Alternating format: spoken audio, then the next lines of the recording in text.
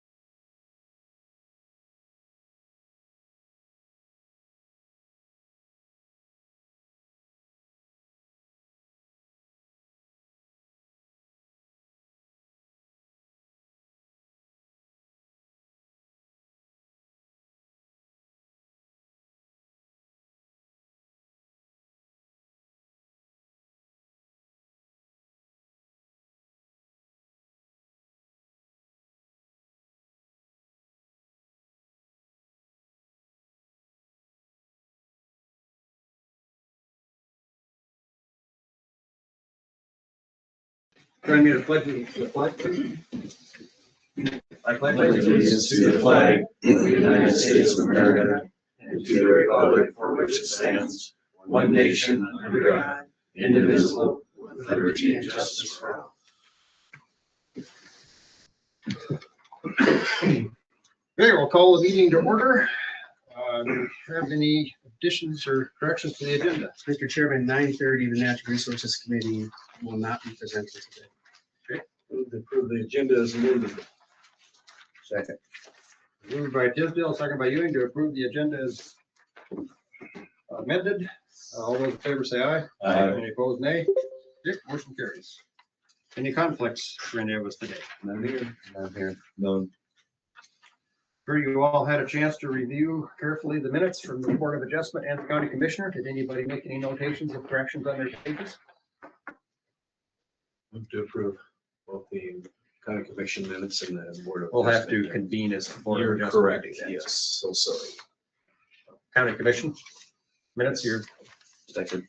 Okay, and moved by Tisdale, second by Ewing to approve the County Commission minutes from the previous meeting. All those in favor say aye. Aye. All those opposed?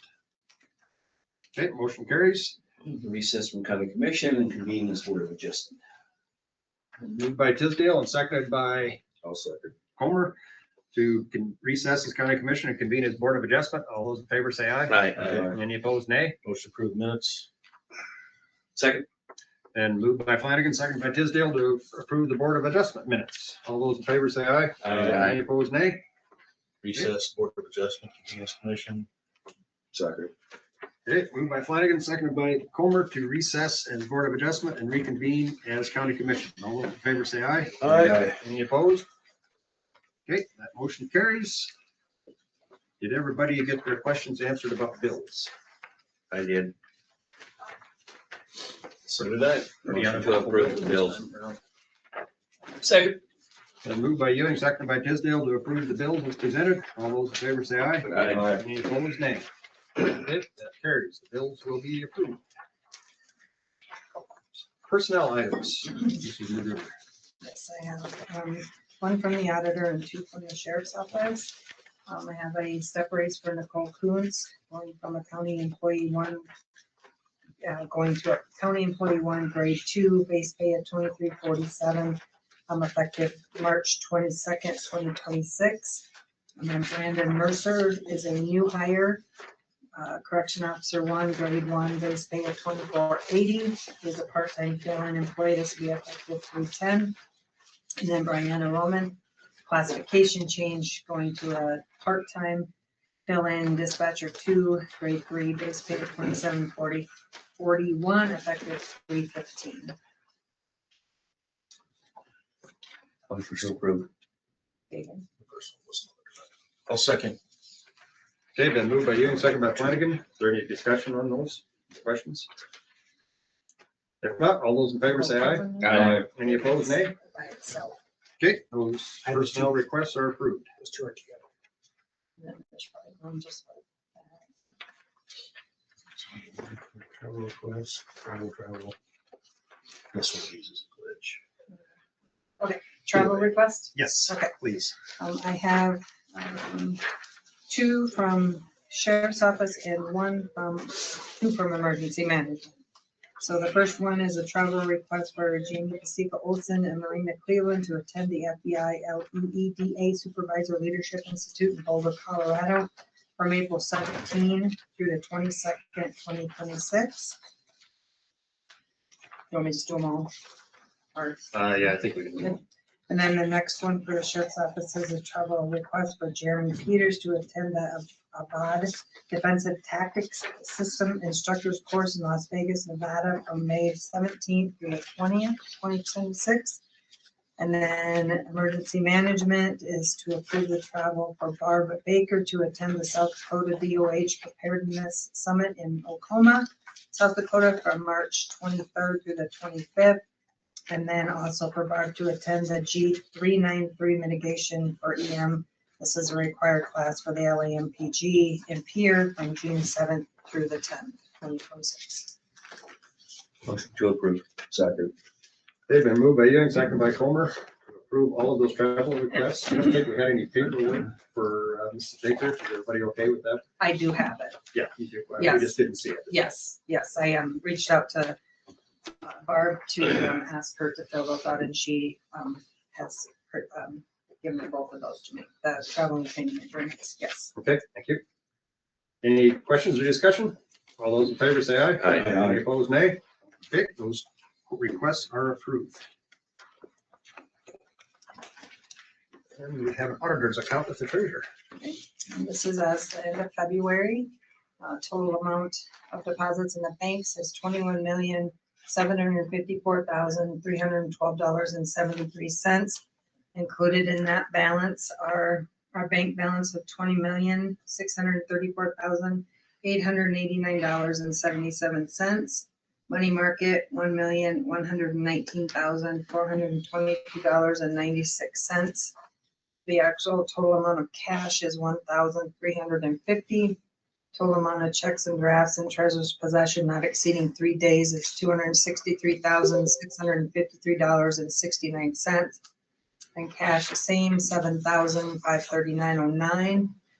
Petty cash, $2,725 for a total of $22,029,580.51. Approve the auditors. Account treasurer. Second. Okay, moved by Flanagan, second by Tisdale to approve or file the auditor's account with the county treasurer. All those in favor say aye. Any opposed, nay? Okay, motion carries.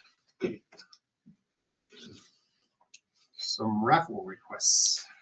Mr. Chairman, the Queen City VFW Post 5860 is requesting permission to conduct a raffle with the drawing to be held on July 4th of this year. You have the information in your packet, I hope. Yep, we do. Motion not to object to the raffle. Second. Been moved by Ewing, seconded by Tisdale to not object to the VFW Post 5860 raffle. All those in favor say aye. Any opposed, nay? Okay, the raffle is, we will not be objecting to that. Very heck of a ventriloquist. Yeah, Flanagan seconded that. Oh, really? I get that mixed up? Okay. One strike. File cabinet surplus. Right, I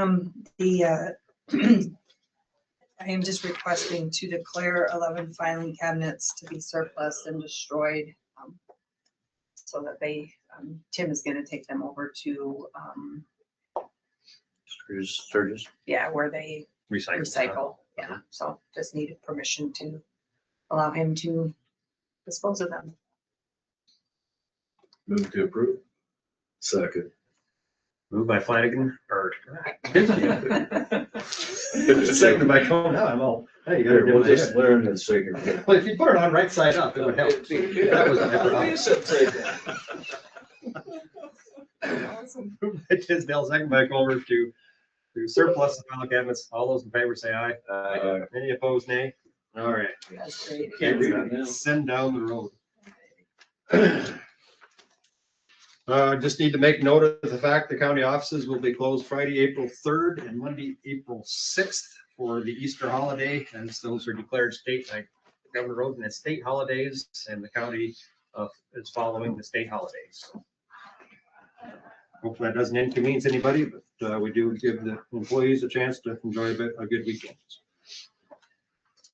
With that, Sheriff Dean is up. Good morning again. Morning. Morning. I'm happy to report that things are going very well with the sheriff's office as well as the Public Safety and Services Center. Our revenue just for the month of February. Excuse me, sorry. Bless you. Just for the month of February, our revenue was $204,909.99, bringing our annual revenue stream for 2026 to $381,949.97 approximately. So things are going very well. I do anticipate that we'll throttle that back just a little bit and give our staff a little bit of a break going into March and April, but things are looking very well. And I see no cause for anything other than joy from a tremendous blessing. With that, I would defer to our auditor, who has a request in regards to the PSSC, something that's been a long time coming, and we are all anxious to see your vote and potentially get some of this off our plate.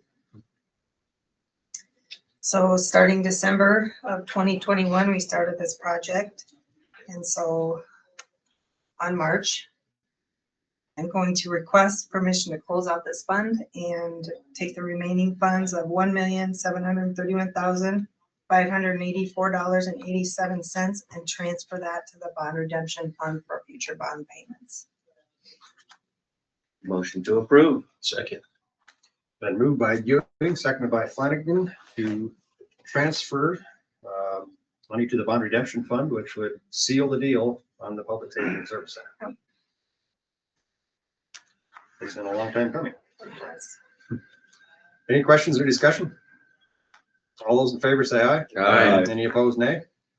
It was a great team effort. We couldn't have done it with all of us. Yes, It is. It took a lot of time, a lot of expertise, a lot of learning for everybody involved, and we certainly appreciate the effort that everybody put into that. And thank you, Sheriff, for designing a business model that's actually working very well.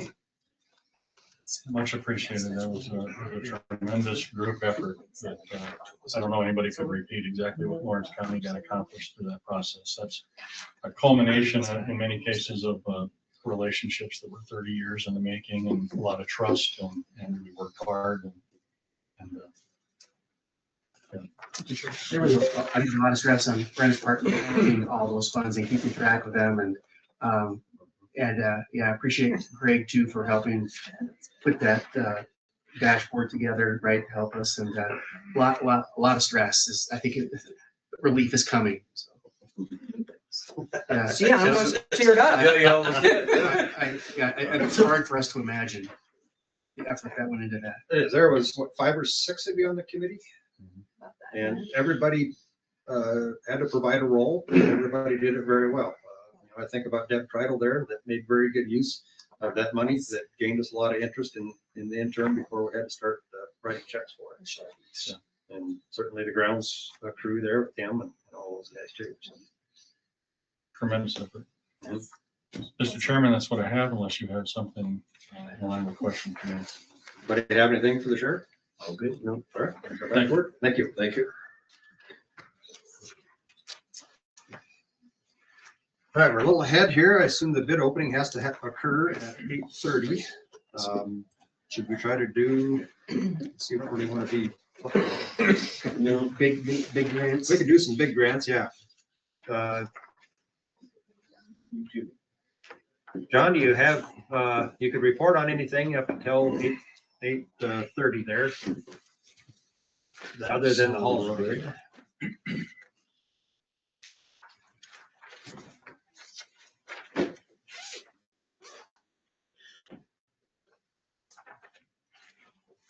We do have some agreements that would be needing signatures, and this is for the 2 bridges on the Nemo Road. Mhm. We were awarded 2 grants from the big program. One bridge scored 62 points, and we were awarded $1,316,500 for replacement of that structure. And then the structure next to it scored higher at 69.14 points, and we were awarded $1,322,000 and even. So there is a timeline on accepting the grants. We have 30 days to sign and get those back to the state so they can allocate those funds. I would say that with all of the action we've taken over the last few years of getting these in the works, that we're ready to go to bid as soon as we get the agreements signed by the state and back to us. Mhm. So if I get a signature on those today, we'll send those in. They do have to be sent in the mail. They require the wet copy signed in blue ink. And as soon as we get them back, we'll be ready to go to bid. So Okay. There's a strong possibility that those two bridges we could start construction on those yet this year. Nice, fantastic. And those are the two bridges that were within a half mile of each other. on the main. They're within a tenth of a mile of one another, down by the Box Elder Job Corps. Mhm. So And I believe we have the easements in place, don't we? we have everything in place. We have all the easements in place. We have all of the documents with the landowners to utilize Blum Lane as the bypass for this construction project. And We do engineering on this already? everything's done. Yep. Construction engineering's done, hydraulics are done, 404 permits are all submitted, everything's in place. Do we need your signature or the chairman's? We need the chairman's signature. Motion on the chairman to sign in blue. In blue. Second in blue. Okay, been moved by Flanagan, second by Ewing to There are allow or authorize the chairman to sign the grant agreement. Any other questions? There's two of each. All those in favor say aye. Aye. Any opposed, nay? Okay, that was a good deal that we were able to get grant funding for those. And Brenda, here's an envelope for those to be sent. Okay, I will do that.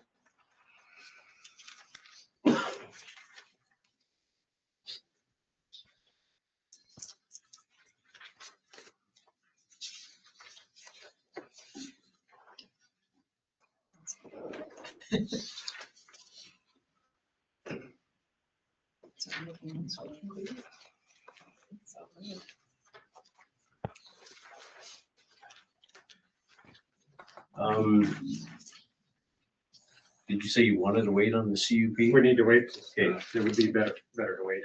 So, I guess I could report that the South Dakota Association of County Highway Superintendents Convention will be held next week at the Lodge in Deadwood. We do have the governor showing up on Tuesday to give the opening address. Mhm. Anybody wants to go hang out with the governor, he'll be here at 8 o'clock in the morning Tuesday. So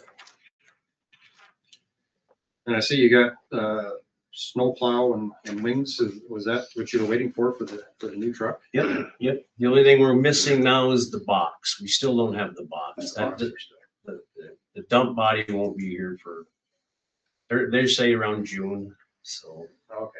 we'll be waiting. That'll be well over a year from when we ordered the dump body. It's incredible. It's just the supply chain thing for some of that stuff is crazy. Getting cylinders and things like that seems to be a real problem anymore. So, but we do have the truck. We're actually using it. We did a project up on Crooked Oaks. We replaced a culvert. As long as I've been here, it's been in the works. We've always talked about replacing it. It's a spot where about a mile north of the intersection, Highway 34, the road really narrows up there, steep drop offs.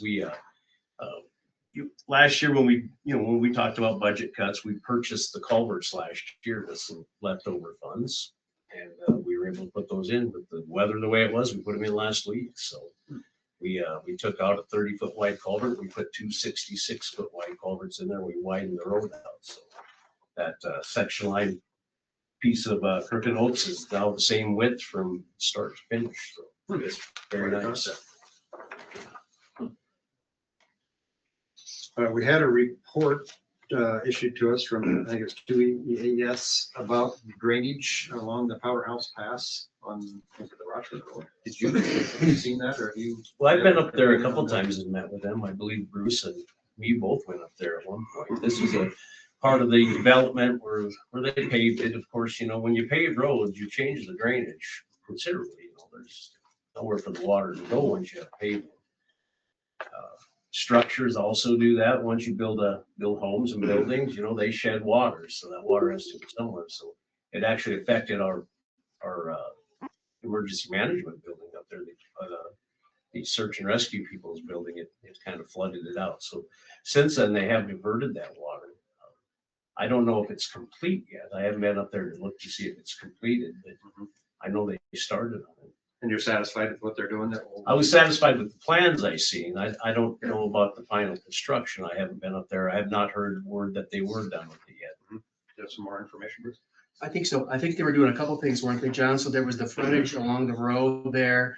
that they were gonna put a bigger culvert in or something, and then where the drainage came right at the building, they had throttled that down in two, I think, hadn't they? Is that They recall? added some culverts that directed the flow towards our building. They were going to put in I guess it would be a weir to direct the water away from the building and over to their property. So Because I think there was a couple of different things going on with the water there. that's right. Yeah. But I have not heard anything about them being done. But yeah, Amber will give you an update, I think. Okay. So There she is. You have people coming for that powerhouse stuff, I think. Yeah. A little later, I think they said they were gonna be here. So with that, we might have to just take a little recess here. for You 10 can minutes. do Jeff Schroeder stuff if you want. He doesn't have anybody coming. Okay, that's Board of Adjustment. Yeah. Yeah. Is it? CPs. Oh, We're on recess. Go ahead. John, did they punched that road through to the Brownsville Road too, or whatever it was? Did they fix that through, didn't they? Where they, remember that they had like a water well there or something at the end of the oh, that was down, that would have been on the Inglewood. Inglewood Road? Yes. Did they fix that too? Yeah, they removed their approach. Okay. But then I didn't want to do those others.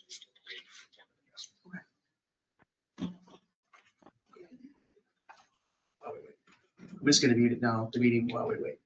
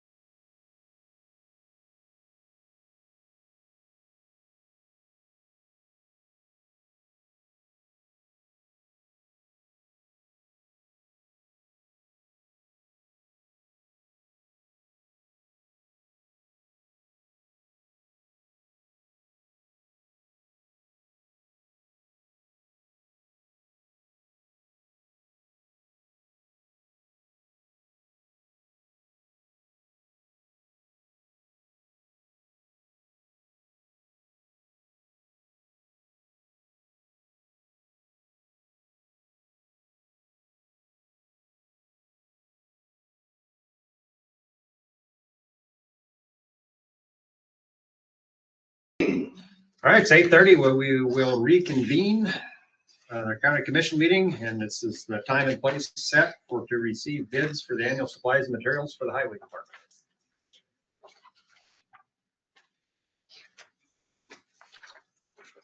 Okay, well, I'm gonna start with the chloride bids.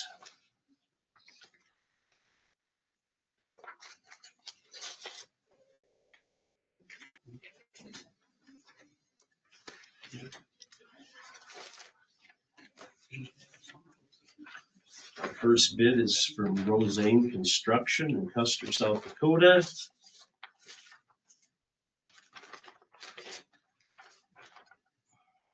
It is accompanied with a $5,000 check.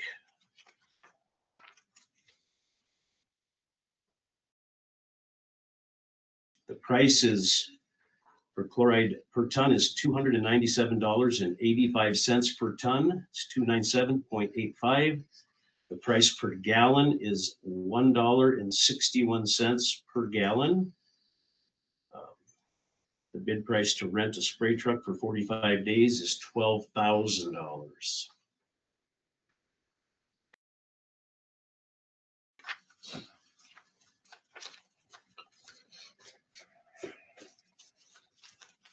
The next bid is from Envirotech.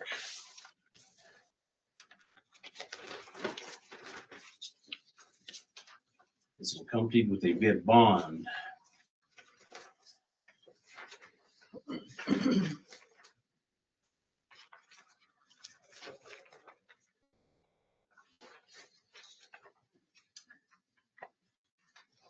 Their bid price per ton for magnesium chloride is $255.30.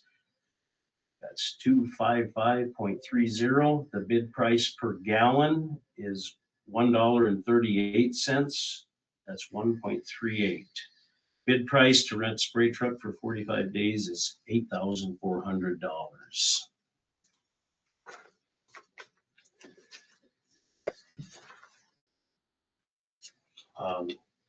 As far as the chloride goes, I guess my recommendation would be to accept the lowest bid, and that would be from Envirotech. Motion to follow recommendation. Second. Moved by Flanagan, second by Tisdale to follow the recommendations and accept the bid from Envirotech for magnesium chloride. Any questions or discussion? All those in favor say aye. Aye. Any opposed? Okay, Envirotech, good.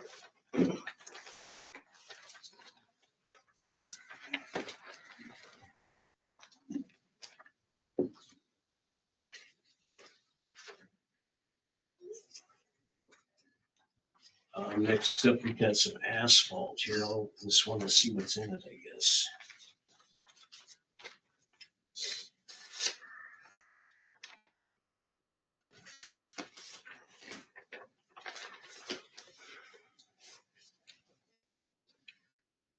This is for gravel. Oh, wait a minute. I think we got a bid for asphalt in here as well.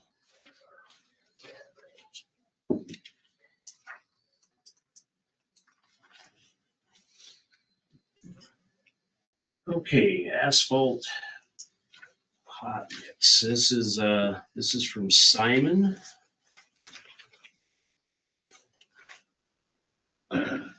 This is a price per ton for hot mix asphalt. Class E type 1, $75 per ton. Class E type 2 is $77 per ton. What's the plant location, John?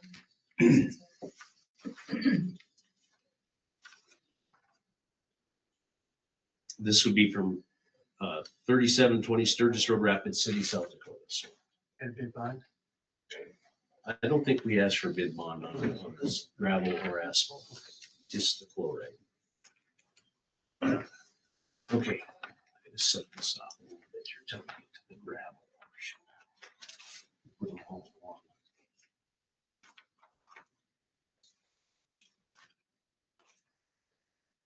The next bidder is Sackerson Paving.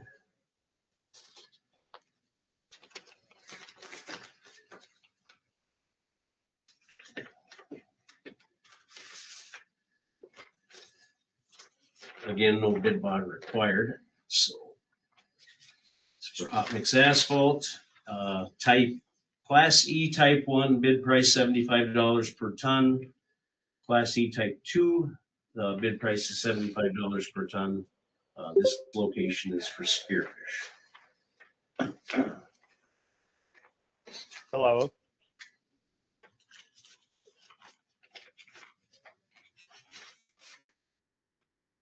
Jeff.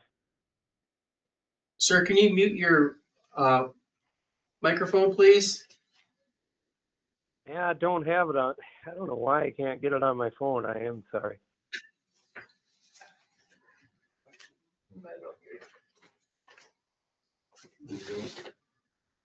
Third one down.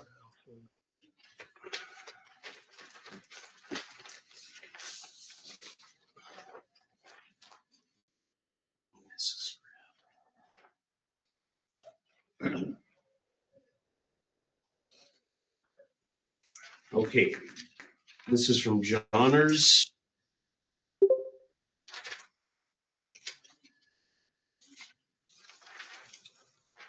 Class E Type 1, $75 per ton. Class E Type 2, also $75 per ton. This is also location is Spearfish.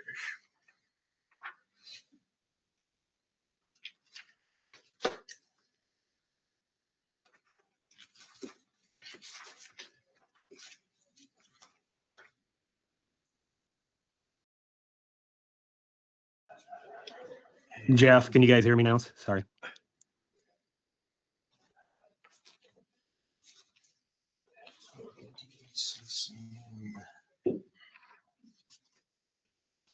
I think that might be it for our ask. Hello.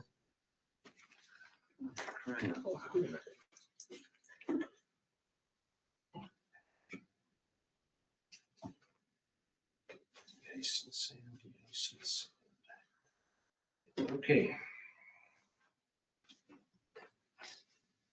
I think we can move to the gravel portion of this. We need to take action on these. You want motions on those independently? Probably do, don't we? Yeah. Yeah, we would need to do Let that. me look at this one to make sure there isn't an asphalt one Okay. first. Well, John, are you gonna want to take them and look at them and then come back as well, or just go on the fly? I think that on the asphalt and I think we can just take action. I do not see any other asphalt per ton prices. So, I would recommend that we accept all bids, allowing the highway department to take the most advantageous price and location. Motion follow recommendation. Second. Moved by Flanagan, second by Ewing to follow recommendations and accept all bids. Any questions or discussion? All those in favor say aye. Aye. Any opposed, nay. Motion carries.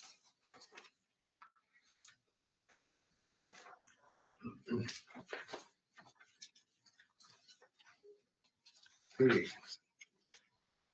Yeah, here we go. Get on to the gravel portion of this. My first bidder here for gravel is Western Construction.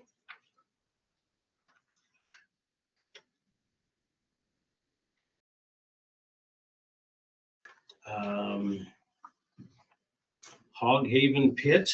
These are all the Hog Haven Pit. I'm not 100% sure where that's at. It's in Sturgis. Sturgis. Is it? This is right at the mouth of the canyon. Yeah. Gotcha. Perfect. Nice. 1-inch gravel base, $13.50 a ton. 3/4 inch clean rock, $20 a ton. 1-inch clean rock, $20 a ton, and 3/8 chips are $24 a ton.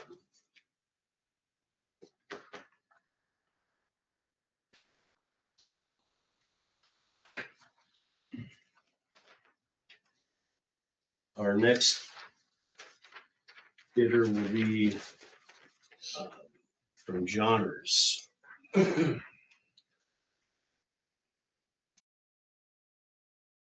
We have on the 1-inch gravel base, we have the Herm Pit, Canyon, Creek and the Eaton Pit. Prices are $13 per ton for the Perm Pit, $13 for Canyon Creek, and $12.50 for the Eaton Pit. And those prices are low. 3/4 clean rock from Canyon Creek is $19 a ton.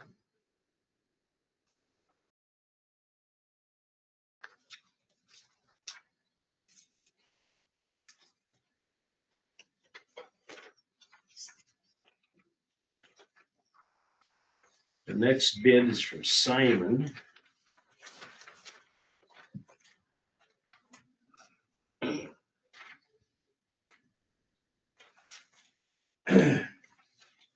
Okay.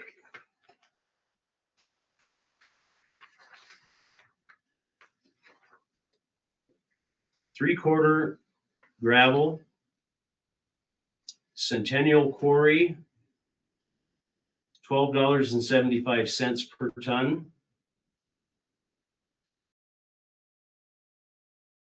The 1-inch gravel base from Centennial Quarry is $13.15 a ton. The 1-inch gravel base from Rapid City is $13.25 a ton. And they've also listed a 1-inch DOT spec from Rapid City, which is $15.40 a ton. Is that clean or is that a base? The DOT spec would be a base that would be what they put underneath of pavement.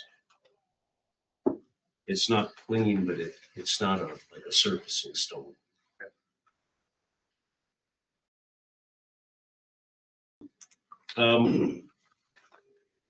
They have a 1-inch out of spec from the Cost Pit of $13.35 a ton. 3/4 clean rock from Centennial Quarry is $22 a ton. 1-inch clean rock from the Centennial Quarry is $18.55 a ton, and 3/8 chips from the Centennial Quarry is $21.20 a ton.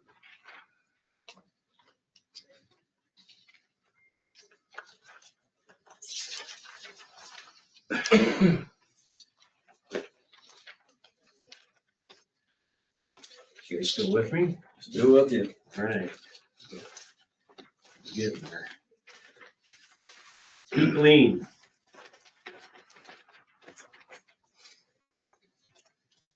One-inch gravel base, Rapid City location. This is $13.50 a ton. Their 1-inch gravel base located at their stockpile in Nemo, South Dakota is $21.50 a ton. 3/4 clean rock from Rapid City is $15 a ton. 1-inch clean rock from Rapid City is $15 a ton. And the 3/8 chips in Rapid City is $25 a ton.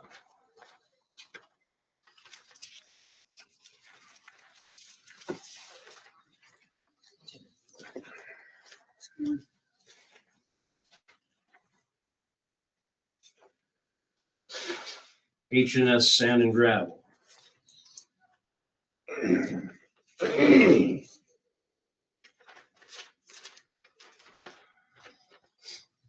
One-inch gravel base, the Brownsville gravel quarry, $14 a ton. If they load it, if we load it, it's $13.75 a ton. 1-inch clean rock, also at the Brownsville pit, is $18.50 per ton loaded, and $18.25 if we load it.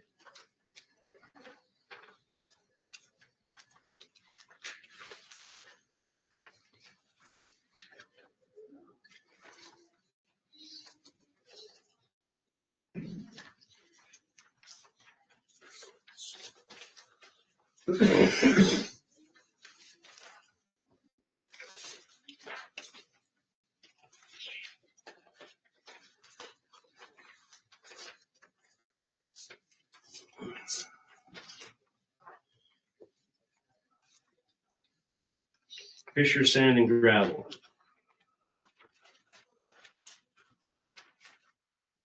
These are at the State Line Quarry. 1-inch gravel base, $11 per ton. 1/2-inch clean rock, also State Line Quarry, $21 a ton. 3/4 clean rock is 18. 1-inch clean rock is 17.25, and 3/8 chips is 21.25.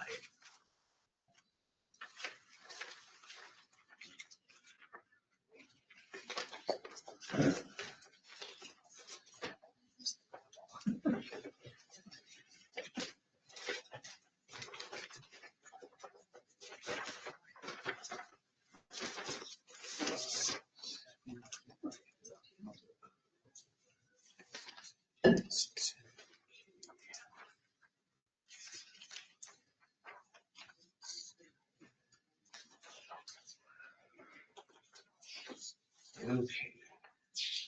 So that looks to be it for gravel. And again, I would recommend that we accept all bids to take the most advantageous price for. No, we're good here. We're up to DIC. To anyways, to take advantage of price and location. Make a motion to follow highway superintendent's recommendation to accept all bids. Second. And moved by Ewing, second by Comer, to follow the recommendations of the highway superintendent and accept all bids and choose whichever one's most advantageous to the county. All those in favor say aye. Aye. Any opposed? Nay. Okay, that motion carries. Bids are accepted. On to de-icing sand. Okay. De-icing sand from, this is from Simon.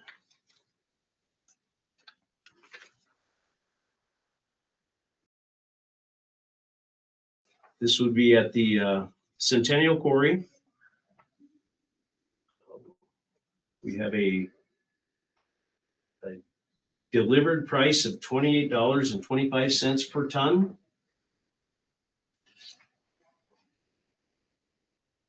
For a total bid price of $113,000. Was it 28 what, John? $28.25.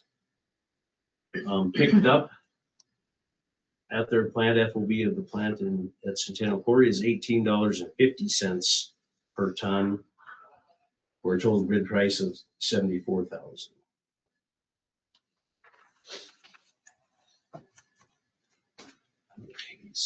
Is there a bid bond with that?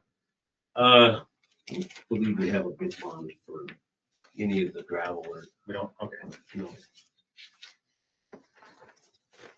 I think the only supply we do the bid bond on is for chloride. Okay, Pete Lean.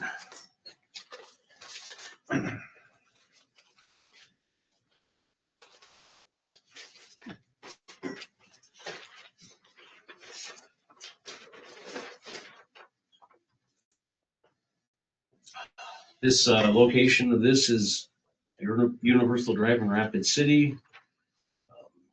Mileage to Lawrence County Yard, 47 miles. Delivered price is $35 per ton for a total of $140,000. FOB of their plant, it's $25 per ton for a total bid price of $100,000.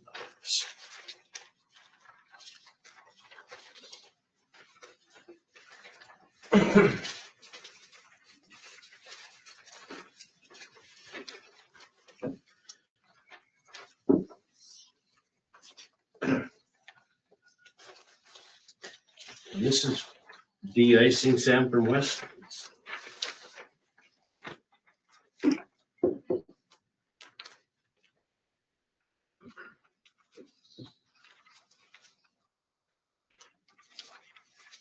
Largest bid.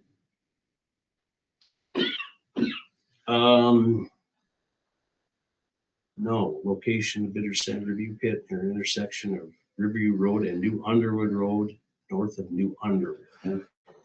Mileage to Lawrence County Yard is 74 miles. Delivered price is $36 per ton for a total bid price of $144,000. FOB at their plant, it's $18 per ton with a total bid price of $72,000.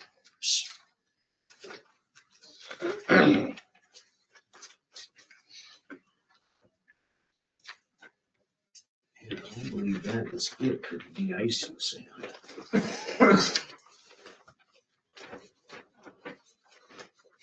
And again, I would like to accept all bids, taking advantage of the location and the most advantageous price to the county. Follow recommendation. Second by Tisdale, second by Flanagan. Do we follow the recommendations of the highway superintendent and accept all bids? All those in favor say aye. Aye. Any opposed, nay? Motion carries.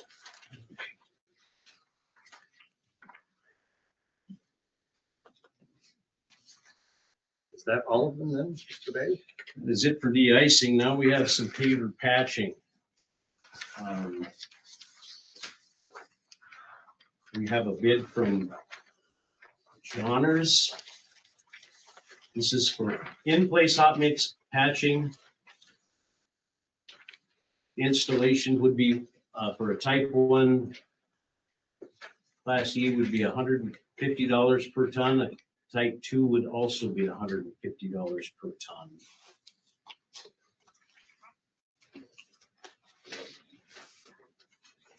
I'll just make a note that this would be for anything that we do that we're not going to bid as a project.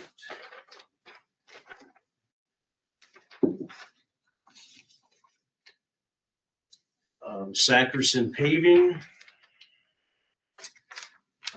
for in-place paver patching. Type 1 is $157.50 per ton, and type 2 is $157.50 per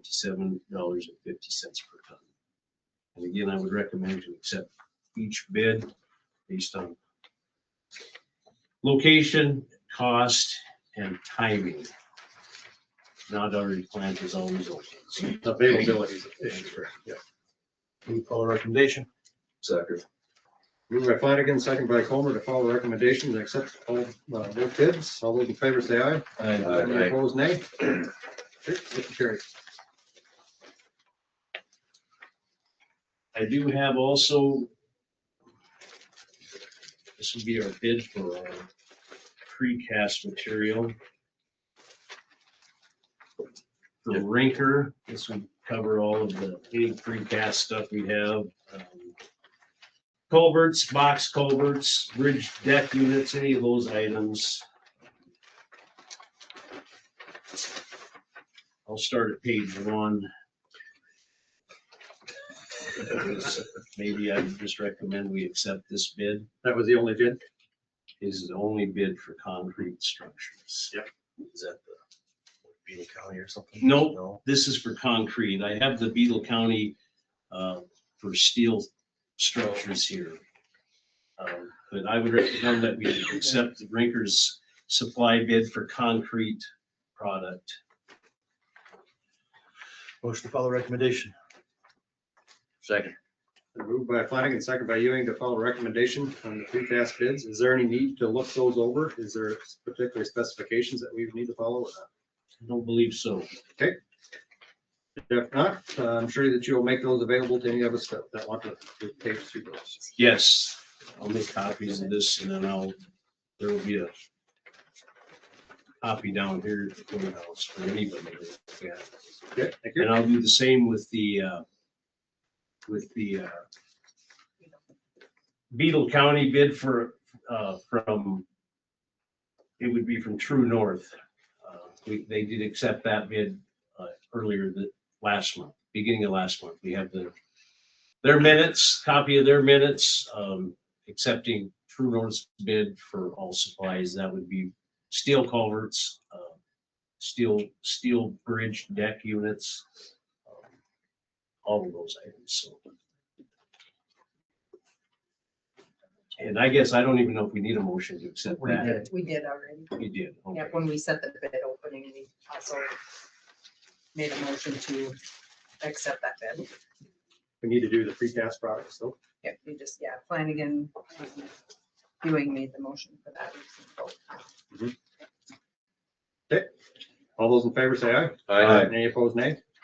Okay, thank you. And that's it. That'll keep you supplied for the year?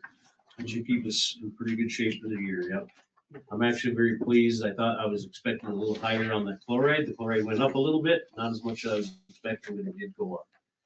Went up about 7 cents a gallon, which is significant. But Is that, I thought it could go up more. that one that we awarded it to, is that the old Dust Busters one? Yeah, it went from Dust Busters Yeah, to I mean, that's the same one we've had. for Z years and and S. years. Started out as Z and S, then Yeah. it was Dust Busters, and now Envirotech bought them out. Envirotech is a pretty large company. They're pretty worldwide. They have a lot, so we'll see. Hopefully everything works out good. Job, John. Thank you. For the whole agreement, there's a big- I'll get copies of this for everybody. Okay, if that takes care of all the bids, we need to entertain a motion to recess as county commission and reconvene as board of adjustment. So moved. Second. And moved by Flanagan, second by Tisdale to recess the county commission and reconvene as board of adjustment. All those in favor say aye. Aye. Any opposed, nay? Great, motion carries.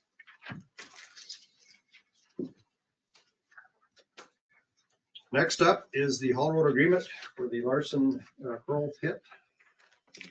Yes. So we met recently, myself, our legal counsel Bruce, planning and zoning, Amber, and the quarry operator, Brian was here as well. Mhm. We went through everything and I think we kind of captured everything we talked about the last time. I know Bruce added some third-party language in there. I think the only thing that was really left open to discuss is still about the surcharge versus actual costs of repairs. Myself, I'm still in favor of just being able to bill for actual costs of repairs, chloride treatments and things like that. I feel that gives us a better chance of actually getting what needs done on the road taken care of for whatever damage is being done to the road, as opposed to just getting a lump sum of money once a year and trying to do what we can with that. I think that limits us a little bit. You know, if we only get a lump sum of money, I think it just limits us to being able to fix what we can with that amount of money. If we have the opportunity and we have the chance to actually bill them for what we say the damages are, we can recoup whatever we need at that point. I think some years it could be in the operator's favor. I think some years it would be in our favor. I don't think we'd ever take a chance of losing money on a project. I think John is referring to paragraph 3 on page 2 of the agreement. That's the reimbursement to county for additional road maintenance. That would be the annual fee. And Mr. Chairman, I think Brian is here as well. And at our meeting, he was discussing how he has handled it, I think, in the state of Wyoming. And maybe you would like his input to see what his experience there is like. Mr. Chair, so Brian Martin, Senator Wyoming. So, yeah, I think I mentioned this before. Custer County, we do this exact same thing. Actually, we don't have a road use agreement per se with them, but they did bill us for the cost of the road. And Wyoming is the same way. We have bits there that we have to maintain the road on, and it works very well. Typically, we find that the counties are very fair with us, and we just want to compare the damage that we caused the county road. And so allowing John to bill us directly for what he deems as the cost that we should always makes sense. So, You need a motion for that? And you're comfortable not having any parameters on that you have a level of trust here that I have a level of trust with the commissioner with Mr. Beck. Mr. Commissioner, Yeah, I'd make a motion to that effect that we follow the county highway superintendent's recommendation along with Mr. Marchant from Kroll's agreeing with it. Before there's a second, Bob, is your motion to approve the agreement in its entirety or that component of it? we need the whole haul road agreement. Okay. If everyone's okay with, I would make a motion for the whole one. Mr. Chair. Does anybody else have any other questions about how we structured the westbound and eastbound traffic? I think it's self-explanatory. They would start immediately to pouring some material, right? And then they would also provide that material as part of the project that we would get for free. And they would make sure that there was no cost to the county for the engineering or the construction. I'm gonna guess they probably would even bid on the project. John, you're comfortable with all this? Yes. Yep. Yep, I am very comfortable with all of this. Mr. Chairman, I did share it with Brian as well, and I think that he was okay with all the provisions as well. And we are an annual review, is that not correct? Yes. Yeah, so if the billing for the improvements doesn't work out, we can make an adjustment next year. Mr. Chairman, there was discussion at the last meeting about whether or not the CUP needed an amendment, but after looking at it and discussing it some more, the conditions in the Haul Road Agreement, I think, are consistent with the conditions in the approved CUP, so there would be no amendment necessary. Commissioner Flanagan? Just going to point out that there is still a pending Supreme Court case that could make this all null. Next Thursday at 10 o'clock, Senate College in Sioux Falls, Supreme Court's here in the argument. We have a second to Commissioner Ewing's motion. I'll second. Okay, and moved by Ewing, second by Tisdale to approve the Haul Road Agreement. I might point out, just for everybody's information, that what the agreement will do is allow the pit to open using the west Haul Road. So it would go up through Homestake and down to exit 2 until the agreed upon improvements were made to the eastbound traffic along Homestake Road there. It needs to be some work done on that, some widening to alleviate some safety concerns. Completed and approved. Completed and approved to the county satisfaction before that the contractor would be able to utilize that east entrance. At this point, it does not include paving, just gravel.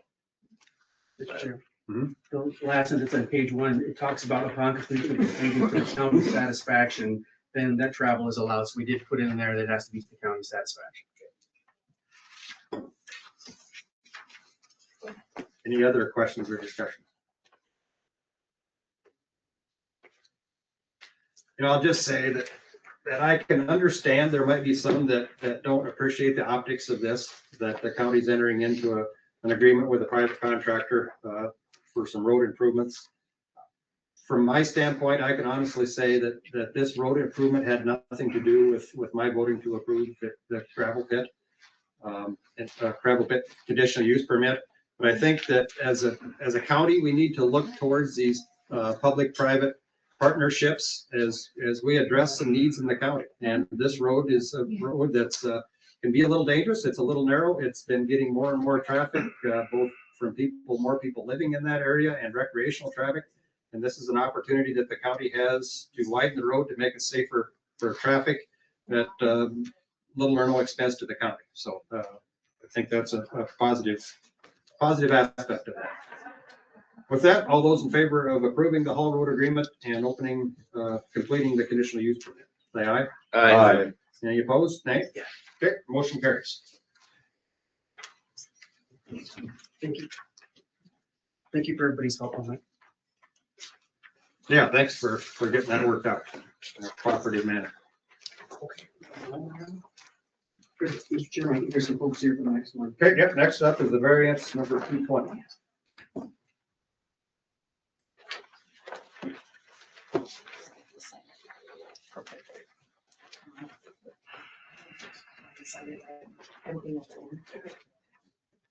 Thank you, John. Thank you, guys. I would also remind everybody that we are still under the Board of Adjustment.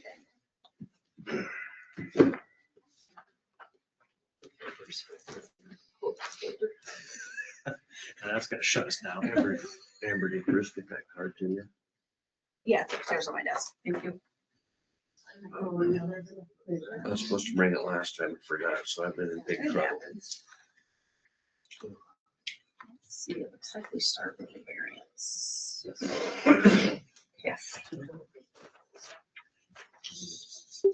Come on.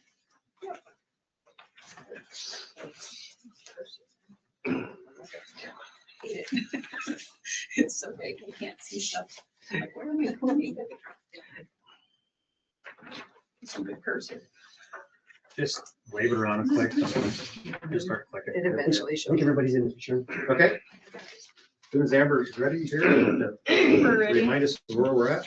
Yep, so we had a recommendation, or this is a public hearing for variance 220, which is Alan and Nicole Volmer. At the last meeting, you guys had not made a decision, asked them to go back and talk to each other. That, you did get an updated letter from Nicole and Alan, and then just recently, we also got an updated letter from Schweitzer's.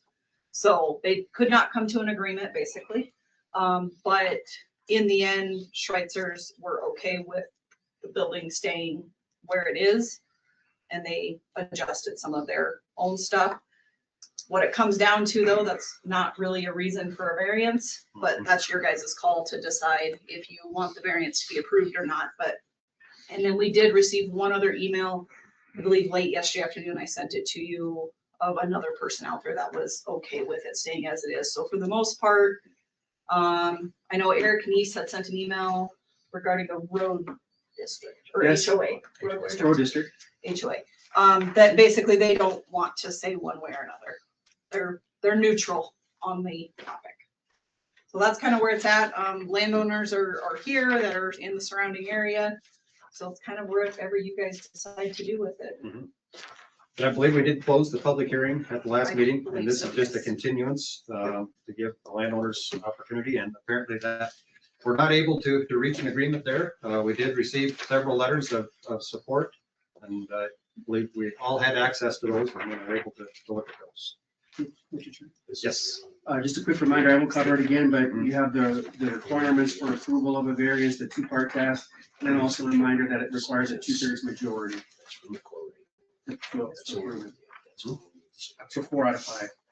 Commissioner Ewing. I think due to the fact that, from what I've been told throughout all this, that it was, a mistake. They didn't realize they were into the easement, but they're still on their own property, and it seems like everyone around them is in agreement with it. And so I certainly think it would be rash on our behalf to ask them to tear it down. The building is done. So I would make a motion to approve the variance. Oh, second. They have been moved by Ewing, seconded by Tisdale to approve variance number 220, or. Yeah, 220. Yeah, 220, yep. You're correct. Any other questions or discussion? Mr. Chairman, Yep, Mr. Flanagan. I just want to make a statement in that. I'll wait for that to get silenced.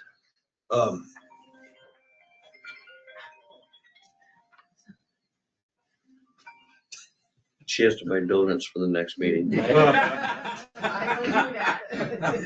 Very sorry. Various setbacks are always an interesting thing to consider, and most times, especially when there's enough ground to make them happen, I vote against them. The biggest issue that I see in this one is it doesn't incur into a public right of way. It is an encroachment in the setback to the neighbor's property, who has now since basically stated that they don't have a problem with it. So the party that would be the most injured, if there was such a term in this that would apply to this, has basically said to them that we don't have a problem, or we're not going to hold it up. We're not going to hold this over their heads. So the rest of the stuff, special conditions, is it's already done, but that's not really a reason to vote for it or again or for it. But I think because the neighbors have expressed not wanting to be a problem, or trying to work with their neighbors, and then deciding that it's not that big a deal, that I feel better about the approval of the variance. Yeah, through this whole process, we've had a lot of correspondence. I have no reason to think this wasn't an honest mistake. Somehow these survey stakes got moved. When the measurements were taken, they thought they were on the right side. Really, it shouldn't have happened though. I mean, the way I look at it, if you're going to do a large project like this, a survey is not very expensive. It's a small percentage of the total cost, and it would have saved a lot of stress. I'm sure there's been a lot of stress for the homeowners through this process and all those involved. And I believe that the planning and zoning is now going to require a site survey done on these projects that are anywhere close to a property line. Is that how it's going to We're probably gonna be? try until someone fights it, 'cause it's not in the ordinance, so We might have to get. that'll to the be ordinance. a upcoming ordinance change. Mhm. That will come later. Yeah. This meeting. Yes. But, you know, the thing that's bothered me in the whole thing, I don't want to send the message that it's okay to beg forgiveness instead of permission. You know, this happened this time. Depending on the outcome, it might not be the same outcome next time. We should probably do a roll call vote on this. Tisdale, Aye. Ewing, Aye. Homer, Nay. Flanagan, Aye. and Jennings. Aye. Is a 4-1. Yes. Okay, the variance is granted. Did you have a reason? Did they give you a reason? I have the SDCL 11-253 that I I think listed. they have to pick A, B, or C. That's how we've done it in the past. We need to pick why we're able to Which granting- item do you think that this meets? I'm assuming A. All of them. They have to meet all three. All of There's them. no, Okay. it's no, which fits with this. And I messed up. It's conjunctive, so yes. I messed up. Perfect. Okay, that one is done. We have CUP 499 for Mark Weinmaster and Stephen Wells is up next. Donuts. Donuts. Yeah. With sprinkles. 7:00. Gotcha. Door else is here at 7. Well, I'll save you one, Brandon.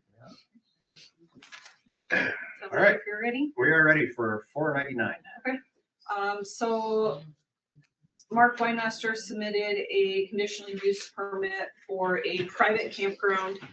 And in this scenario, it's on 4.21 acres off of Nemo Road. It did go through the planning and zoning board. And they recommended that, basically they made no recommendation. And it was based on the fact that they did not feel it even needed an application. We've had this come up in the past. This is for their own family members. It won't be open to the public. And so with that, there was a motion to recommend to the Board of Adjustment that no conditional use permit is needed based on the campground definition for SDCL 34-18-1 because it is not being used for public use. And talking to the landowner, he decided to still come forward to the Board of Adjustment because he would like to know, you know, what the Board of Adjustment's decision is, so he knows how to either go forward or not, or what the deal is. So we continued through the application. There has been a number of letters received. You guys did get copies of all those. There is existing conditions in here that we had put together based on other campgrounds that you guys have approved, because this would be the normal procedure that we would do. But ultimately, whatever decision you make, one, if you agree with the P&Z board and don't do anything, then you won't do anything with the CUP. Therefore, there wouldn't be any conditions on it. If you would decide to go through and require a CUP, then you would have to look at those conditions and decide if they're okay or not. There are some things within there that I don't think meet, but we try to stay, you know, consistent from everyone, and then you guys decide what you want in there and what you don't want to see in there. So I guess ultimately that's probably that decision. If all of the letters, you've received everything that we have received before. So they're all in there. There's a number of people here in the audience that I know want to go through the public hearing process if you choose to do that, I guess. I don't know. Mr. Chairman. I was going to acknowledge too that Amber noted at planning and zoning that she has, well, she disclosed that I think it's her mom's cousin is one of the applicants here. So that's been disclosed as well. So you're aware of that as you consider it. I don't think it's affected her, you know, her recommendations or her dealing with this at all, but I just point that out. Well, I'll wait, but I was going to draw your attention to the definition of campground. That seems to kind of be what the focus is, but whenever you're ready. Yeah, and so, yeah, if you could go through that definition, because I think there's maybe some ambiguity here between a public or a private campground and how that affects the city. So our definition of campground, I think, is exactly the same as what is in state law. And it's in Amber staff report on page 1. I might just raise a quick light. Okay. You know, it's a plot of ground for public use upon which 2 or more campsites are located, established, maintained, advertised, or held out to the public to be a place where camping units can be located and occupied as temporary living quarters for children or adults or both. Camping units are considered to be trailers, tent campers, tents, and recreational parks, dramatic cause, trailers or other equipment that may be used, et cetera, et cetera. So I think the focus of the planning and zoning discussion was on the first part of the definition was a plot of ground for public use, and sort of stop there, because as proposed, I understand that this is going to be a private campground, not to be advertised, sort of a friends, relatives and family type affair. Is it like 7 units ultimately? Just to highlight too, I think that they're planning on doing an engineered central septic system as well. Is that fair, Amber? We wouldn't know that yet because normally on build out, they would have to have the engineer come and look at it and the engineer would determine what is required. And I don't know that we defined what a public use is. I just did a quick look. I think there are a couple of things you might think about, that it's held out to the public and or there's a public benefit. And I don't know that it's up to you, obviously, that in either case that this public use is going to be either of those. So as Amber described, if it doesn't meet that definition, then it's not a regulated campground, it's a private campground for now, unless and until the operation would change or we would discover that it is being held out to the public. Does that make sense to everybody? Yes, so I think the question was that if it's a private campground, it does not need a conditional use permit. And if it gives us, and we grant a conditional use permit, it then becomes a public campground, doesn't it? Well, Or it could be. well, It could be, yes. With any amendment to the conditional use permit, or because do we have a conditional use permit for a private campground? no. They don't need a CUP at all for a Exactly, private. right. But if you would approve it, then you're saying it's a campground according to the definition, Mhm. which is public use, and then you would have to approve conditions and Right. all of that stuff. As a public, yes.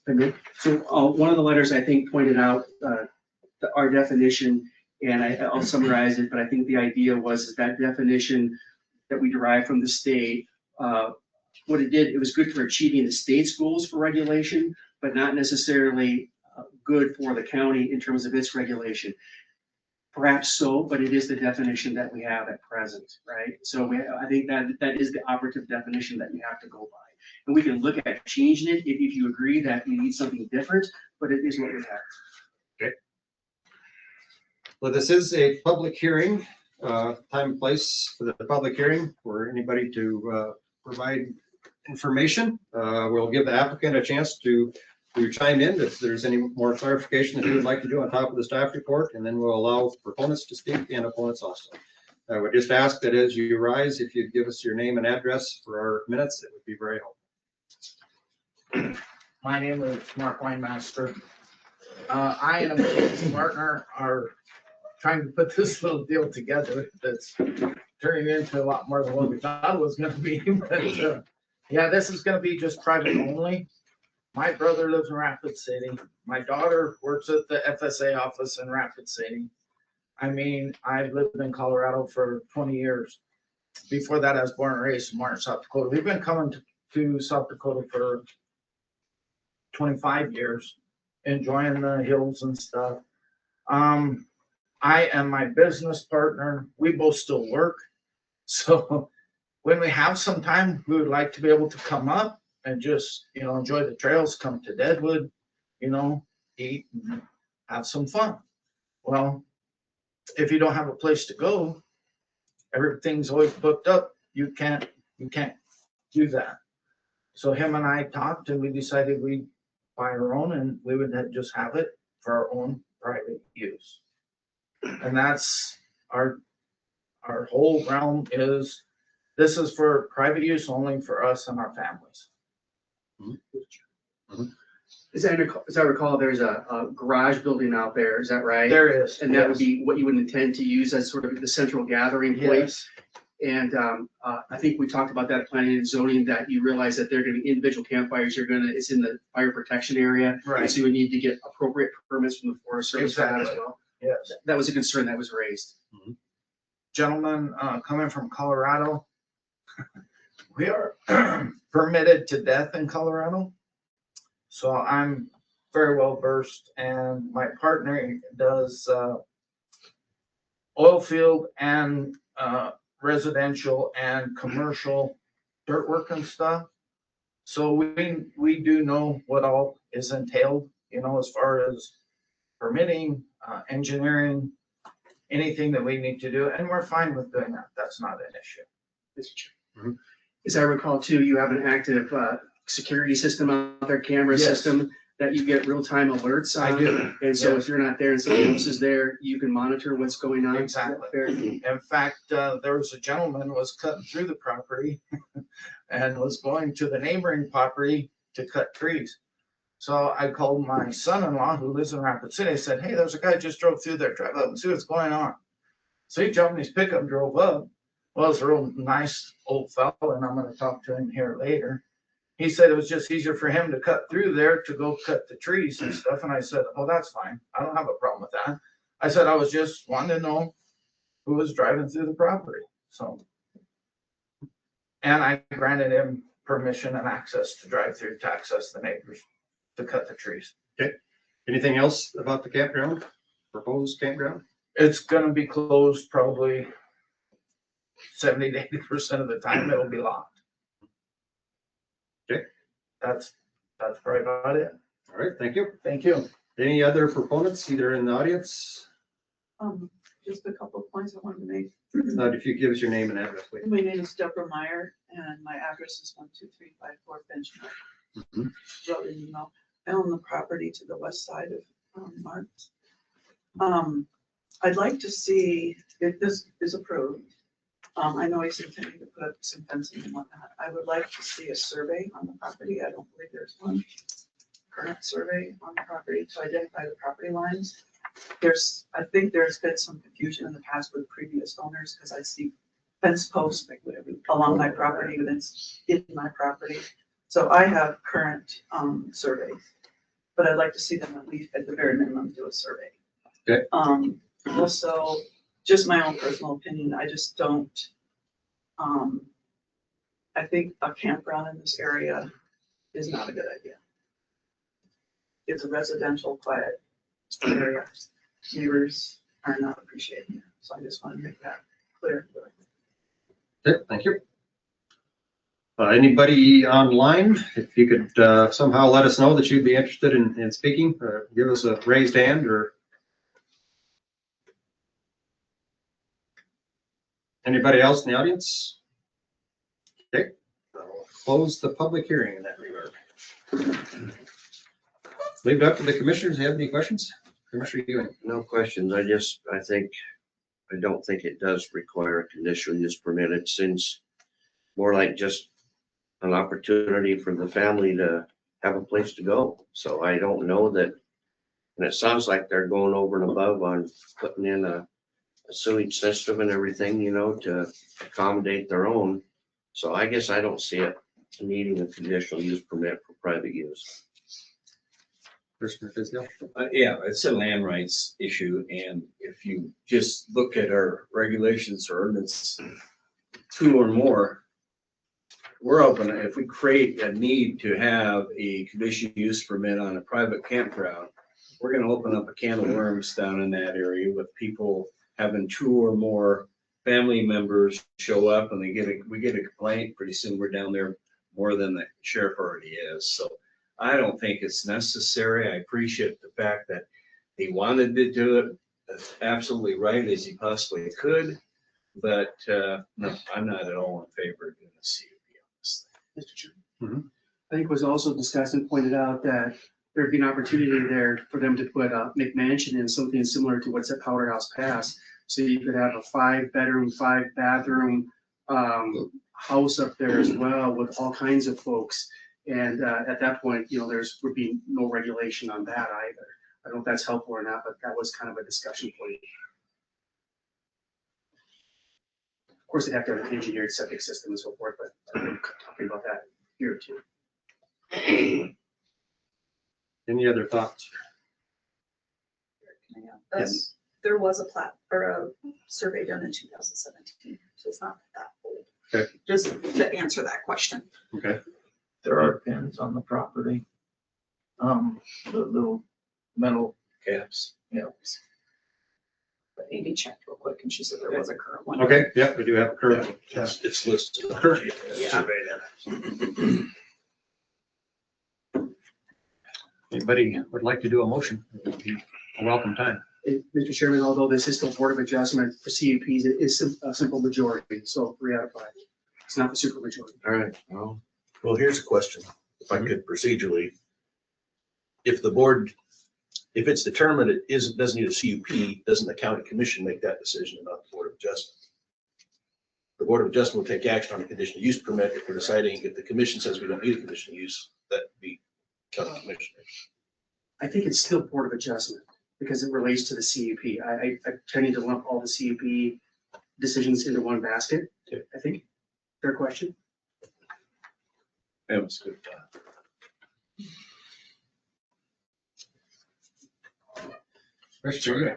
I'll make a motion that I don't feel a conditional use permit is necessary on this. Well, do you like that statement right there? Sure. Doesn't meet the definition. Doesn't meet the definition of SDCL Yeah, 3418. I think that's what I said. I just got it mixed You up. just need to say it a little louder so the I would microphone can hear it. second that with the South Dakota codified law. Yes. Which is, of course, our definition as well. Yes. Okay, it's been moved and seconded that this application does not meet Chapter 19 of codified law, requiring the use of a conditional use permit. Any other questions or discussion? If not, all those in favor say aye. Aye. Any opposed, nay? Okay, You need to do a roll call or you? do we need- No, it's just, just one. 4 to 1. So 4 to 1. Okay, with a majority of 4 to 1, we have deemed this is not necessary for a conditional use permit. Okay. Thank you. So then we are down to campgrounds. Annual Staff reports. reviews. Any reviews? Still Board of Adjustment. Yes. There's Jeff. Jeffrey, starting with 28811. Yeah. Morning. Morning, Jeff. I have 3 today. First 2 are cancellations. First one is 288-11 Jan Caberna. This is Big Mama's. She decided she's had enough of that, and I attached a little note from her saying that she wanted to Here's for have cancellation. it canceled. So we're just asking for a motion to cancel 288-11. So moved. Second. And to clarify, it's only Big Mama's, not home camp. Because there was 2 conditions There under is. 288, just so you know. So it's just the bar area, not the actual campground. And you can separate that out without having an additional number? Or? Yeah, They're well, two- they're 'cause two it's different. 28811 was just Big Mama's, but the 288 is the campground. So they are different. So they are different. Yep. Okay. But we had a couple people question that, so I just want to make sure I knew the campground's still in existence. Okay, I think it was moved by Flanagan, second by Tisdale. If I got that order correctly, to cancel the CUP 28811 for Big Mamas. All those in favor say aye. Aye. Any opposed, nay? Second one I have is for CUP 400. This is a gravel pit for the Evans pit. And as you can see, there's a letter attached to request of an end-of-life closure for that pit and the cancellation of that CUP. And it's been moved by Tisdale and seconded by Comer to cancel or to allow that conditional use permit at the Evans Pit to be canceled. What is the process here, Jeff? Do they reclaim it after the CUP's canceled, or is there a recommendation? Sure. Reclamation is part of conditional use. And has that been done? Their reclamation goes through the state. So we've Don't we never, wait until we get something from the state that says that they're done before we Never. close it out? Never have in the past. we've never canceled it. No. We don't close it very often. So I guess leave it up to you if you wanna.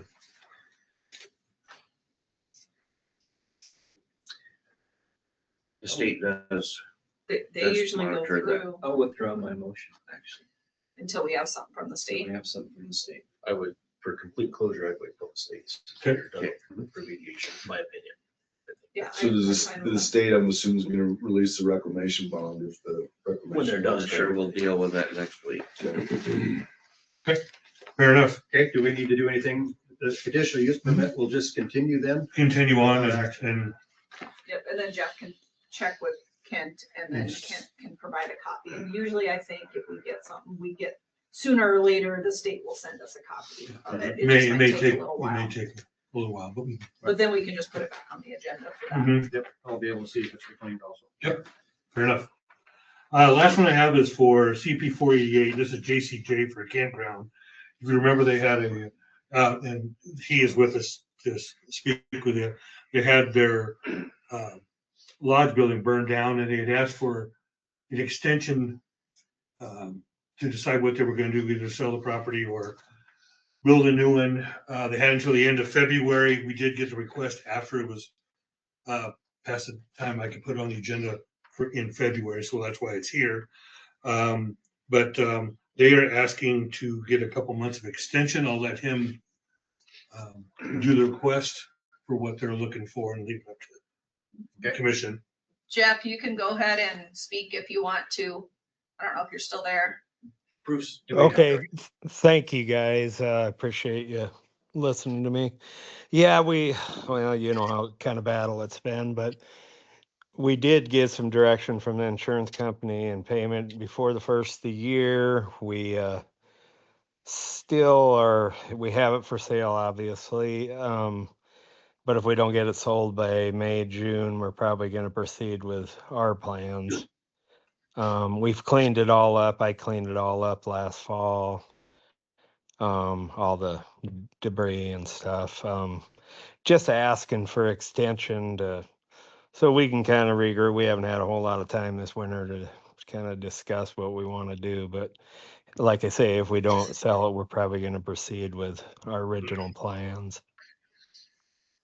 And that's probably about it. I think this is the property east of town here, up on the hillside, It is. correct? Up next to the city property there, if you remember. I think my only concern with it is, if they come in and do a new development plan and do that, that's fine. I do have some concern if they sell it and someone else comes in. I don't think the CUP should just transfer automatically because there's never anything there to transfer. I think that person would need to do a new, plan or something so that you would be starting over per se with what is approved. Just a suggestion. Yeah, I think the CP would be canceled upon a sale, or I guess they could come in and ask for a transfer. They could ask for a transfer, but I just think we need to be very clear that the old plan would not transfer with it. And with extension comfortable with you? Yeah, I'm fine as long as, like I said, just the transfer process, I could see that being an issue that they just assumed they could do whatever was there, and that may not be the case. No, I understand, Amber, that it would not transfer. Okay. But it's written in the original CUP that it could transfer. You guys, With we their would still approval. have to bring it forward to you Yep, with approval. for the transfer for approval. Yes. So what are we being asked right now? Well, right now, JCJ would like a 2-month extension to see if it sells. If it doesn't, they're gonna come forward with a new development plan. Is kind of where they're at. But if it sells, then we'll be having a different discussion. Yes. Either way, it'll come before us. Yeah, I don't Yeah. have to, because it's a brand new, there's nothing left there now. Yeah. Motion to approve the 2-month extension. So the 2 months would be March, April? Is that correct? If Be the, March if the 5th. original was till the end of February Well, I think you would be extending it from today. So from today? I was thinking the first meeting in May. So would be May Fair. 12th, May 12th? That would be?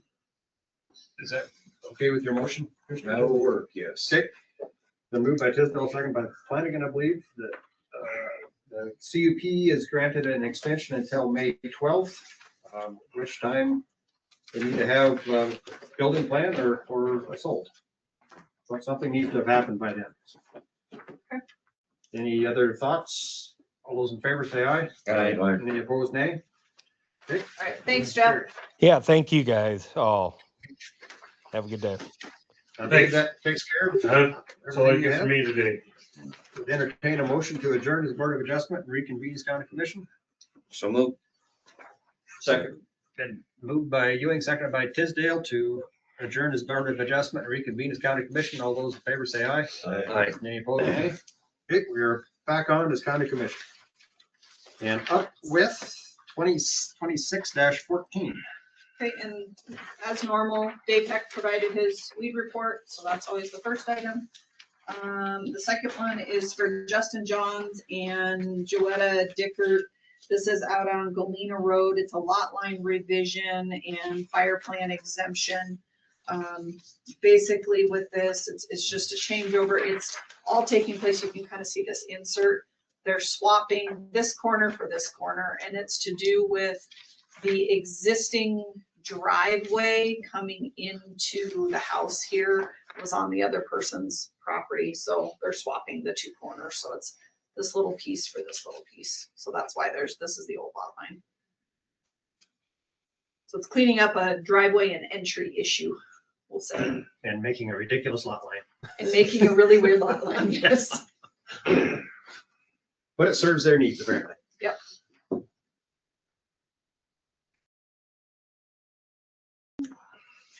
Anybody have any thoughts what we should do with that? Do you understand where the lot line is? It's a little confusing. If you look at the inset, it's a little. Motion that it's exempt. Second. Okay, it's been moved to make this exempt by Tisdale and seconded by Flanagan. All those in favor say aye. Aye. Any opposed, nay? Okay, it is exempt. So we're just trying to clean up an area where the one landowner has been parking on the other landowner's property, and I believe had a dumpster there also. We're just trying to straighten up that lot line to make that, so it's. Motion to approve the preliminary and final. Second. A move by Tisdale, seconded by Ewing to approve the preliminary and the final. Any other questions or discussion? All those in favor say aye. Any opposed, nay? Okay, motion carries.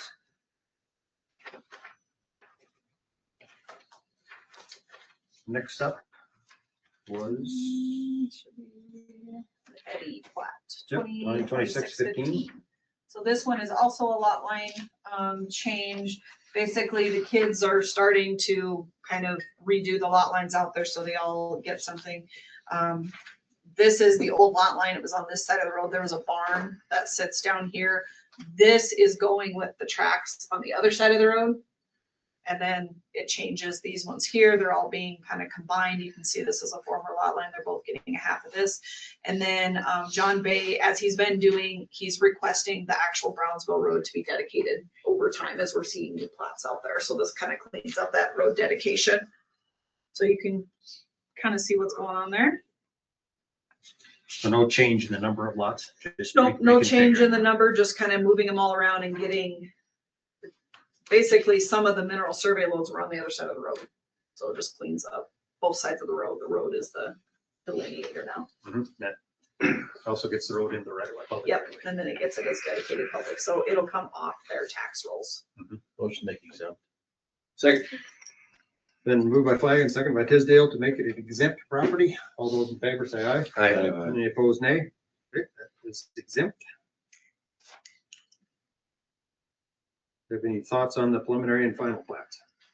Motion to approve.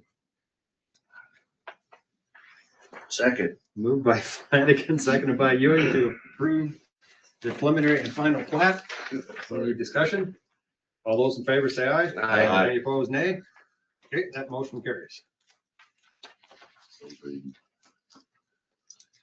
Next up, I believe we have Powerhouse review Yep. drainage.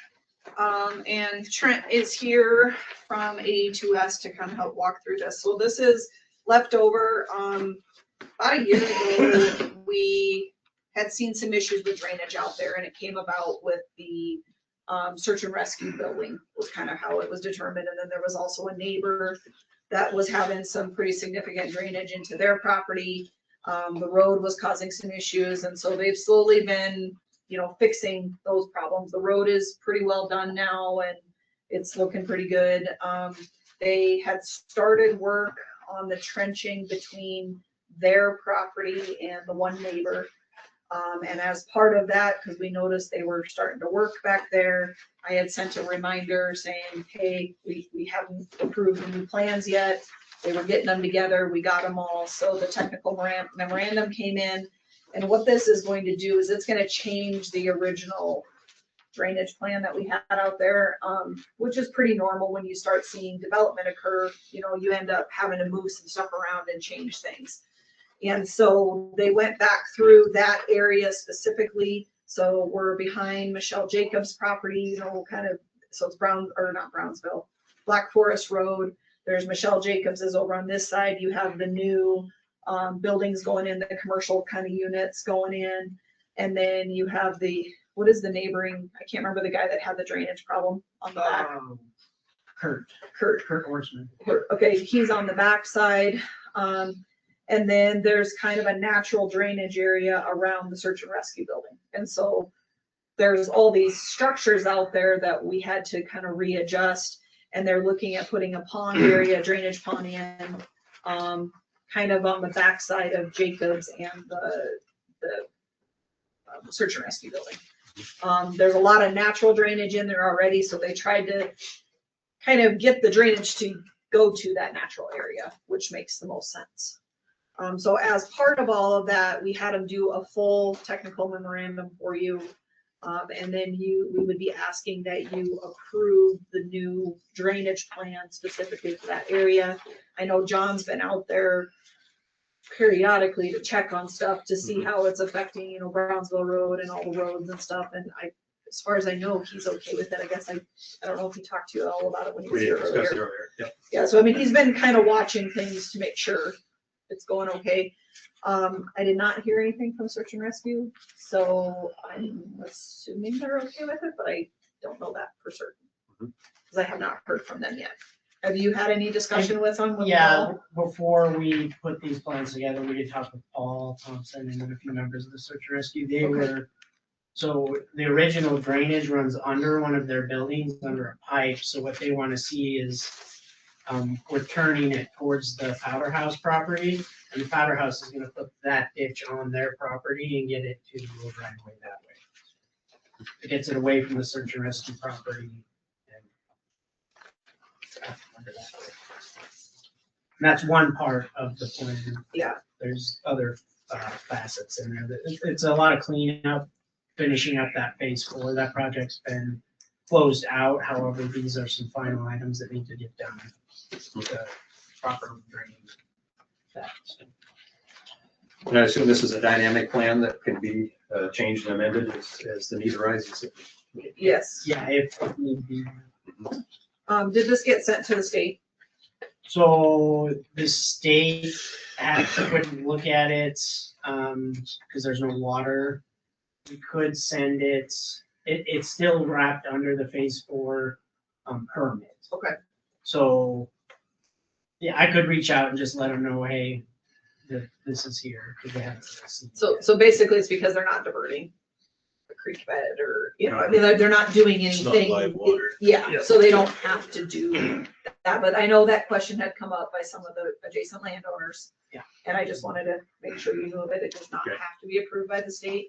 Ultimately, what it comes down to, if we see an issue with drainage onto an adjacent property, the adjacent property can then go to Powder House and say that you can't do that. You can't be draining onto someone else's. But we do not have any specific drainage laws in Lawrence County. That question comes up a lot. It all is mandated on what the state laws are. So that's kind of where it's at, but I feel like this plan is doing the best they can to modify the drainage areas and the issues that we were having. Okay. Any other questions? I got one. How come you're designing to the 25-year and 100-year storm? So the county has a 25-year requirement. So what we designed to the 50-year, if you look later in that report on the graph. So it just shows that we designed to the 100-year, or no, the 50-year, and then in a 100-year event, it shows what happens in a 100-year event. It only releases so much flow, which is far less than what's being currently flowing through there without the pond.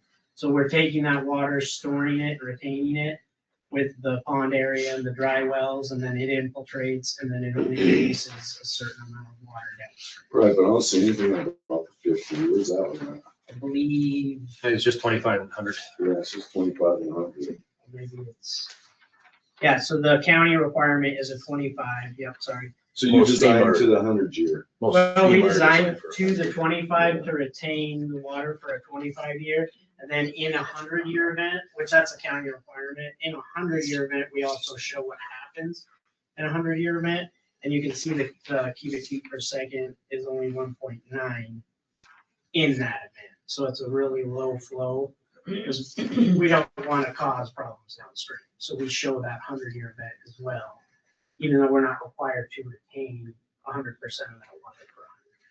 So the retention pond will hold a 100-year event so it can slowly drain out. Is that what you're saying? It'll hold, but 1.9 cubic feet per second comes out, which is under the threshold that we need to design.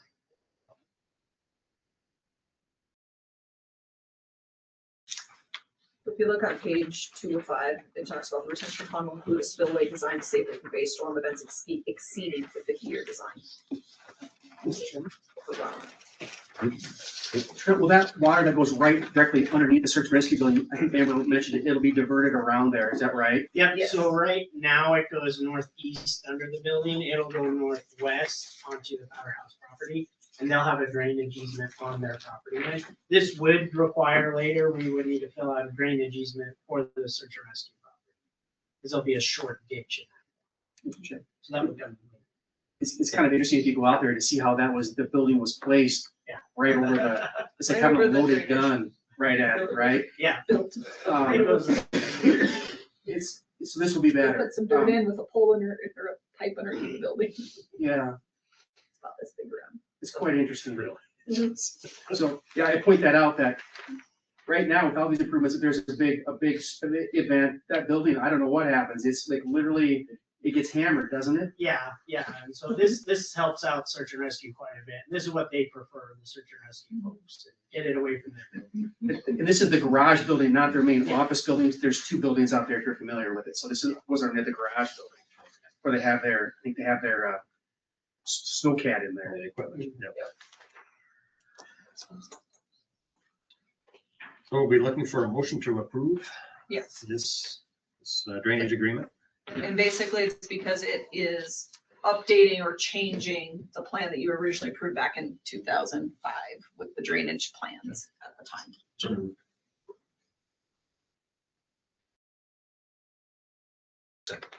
And moved by Flanagan, second by Tisdale to approve the drainage agreement as presented, amending the 2005 plan. All those in favor say aye. Aye. Any opposed, nay? Okay, motion carries. Thank you. Thanks, Trent, for coming up. Thanks, Trent. Next up is a request to waive reduce the county lien. Mr. Chairman? Yep. Beth is here. Beth, you want to have a seat there if you would? Earlier, I shared some information with you. I do have hard copies if anybody wants to look at it again. I'll take one. If I can just offer a quick summary. So Beth is here to talk to you about a lien that she's been paying on. I think the current amount is $19,699.41. I think the most recent payment was in January of this year. I think it reflects that. And if you note that, I think the last time that there was a charge on the account was going all the way back to 1998. So I'm looking at page 3 of the information. Actually, it says page 4 at the top. We're missing page 2. So with that, Mr. Chairman, I would defer to Beth for her comments and her reasoning. Go ahead. Thank you for coming. Yeah, I don't know really what to say. My first charge was,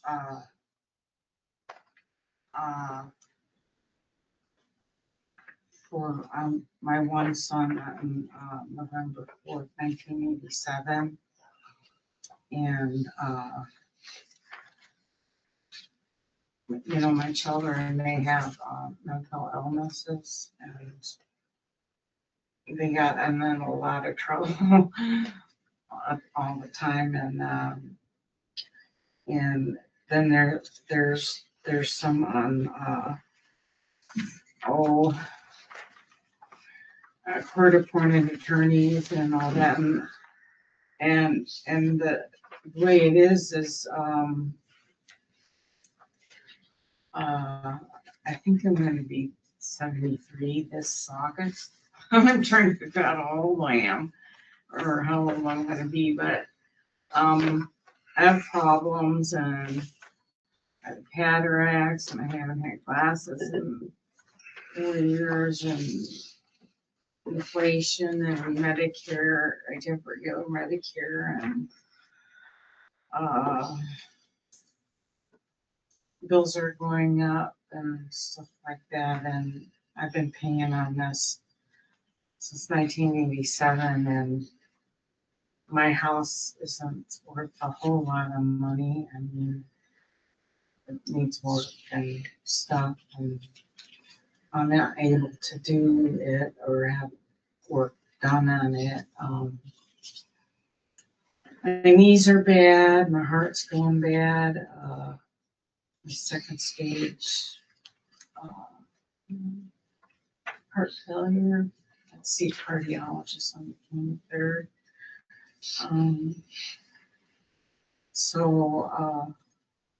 I know my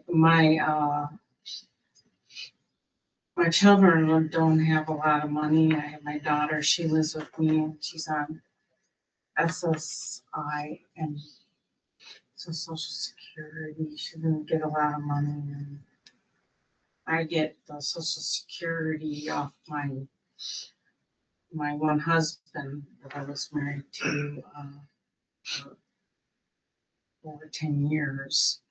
So I get financial assistance for Monument Health, and I get food stamps. So I'm at a really low income, and what I was asking if the commission would please consider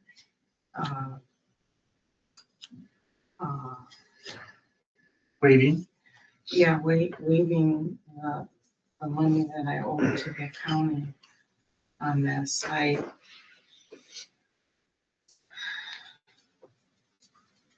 have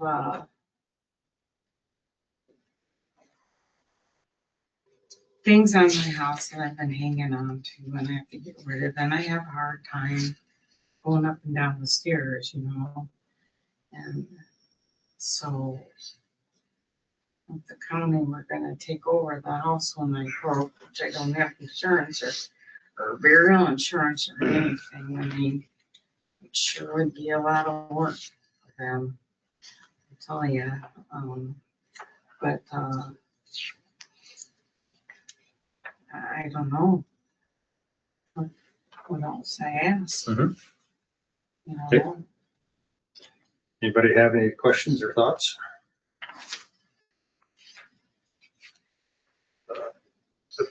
Repayment plan, was there a repayment plan set up, or is that just voluntarily making payments? How does that work? Well, I was making small payments, and then I forgot, you know, and then I guess the county was supposed to send me notices to let me know that I was behind, and this was a long time ago. And they didn't do that, and then I went up there to see about what I owed them, or I don't know, I started getting these things, I really can't remember. And I was giving them $20 a month, and then I was giving them $30 a month. And, you know, but I'm not gonna be able to finish paying this off, because, you know, it's, and, when I was, divorced, or the kids turned 18, I think some of the kids, that they had to pay their share, or my one son, the father wasn't responsible for him by the state because,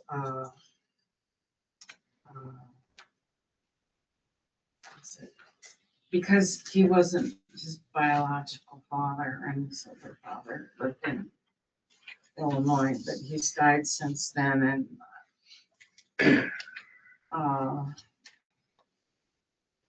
And then I had another son die when he was 19, and I think he tried to pay. I can't remember. I haven't really gone, go over each and every one. No, that's fine. Just a question, Bruce, does the county have a lien on our property now? Is that what I'm understanding? Yes, we haven't turned it over to collections, and I should add that SDCL 23A4014 allows county commissioners to enforce, foreclose, satisfy, compromise, settle, subordinate, release, or otherwise dispose of the lien. Okay. That's a statutory authority. Mr. Flanagan? I was gonna ask Mr. Outkill what are the possible options that we have today in front of us? And it sounds like everything from foreclosure to forgiveness. Yes. And anything in between. Mr. Young? The county hasn't imposed any interest on any of this over the years, have they? No, not that we know. It's never been turned to collections. So they're not making payments, not accruing interest. The debt's just there. You plan to sell the house? No, not in the condition that I'm in. I don't know when I found out about my heart, it's, and I read about it, on these, sites, like John Hopkins and Mayo Clinic and some other, ones that you don't get fake information. And what happened is my, I don't know if I'm gonna need surgery or not, and I don't know how long a person lives. I mean, I can go from stage 2 to stage 3, and that's not very good. And I'm older, and I have diabetes type 2 that I just contracted a few years ago, and I haven't been able to get glasses. I have cataracts. I don't see very good, and these glasses are older. I can't see out of my newer glasses, but I still can't see very good. Okay, yeah, go ahead. So if you decide not to compromise the amount at all, I believe that the lien stays in place, and so when the house is ever sold, that should get picked up by the title company and withheld from the proceeds and remitted to the county. It's not that often, it seems to me, that folks who owe the county money actually have assets that it happens, but it does happen from time to time. Does it make sense to everybody? Do we know if we're first on the list of liens, or? Don't know that. I don't know that. I do not know that. The title company sends payment of things.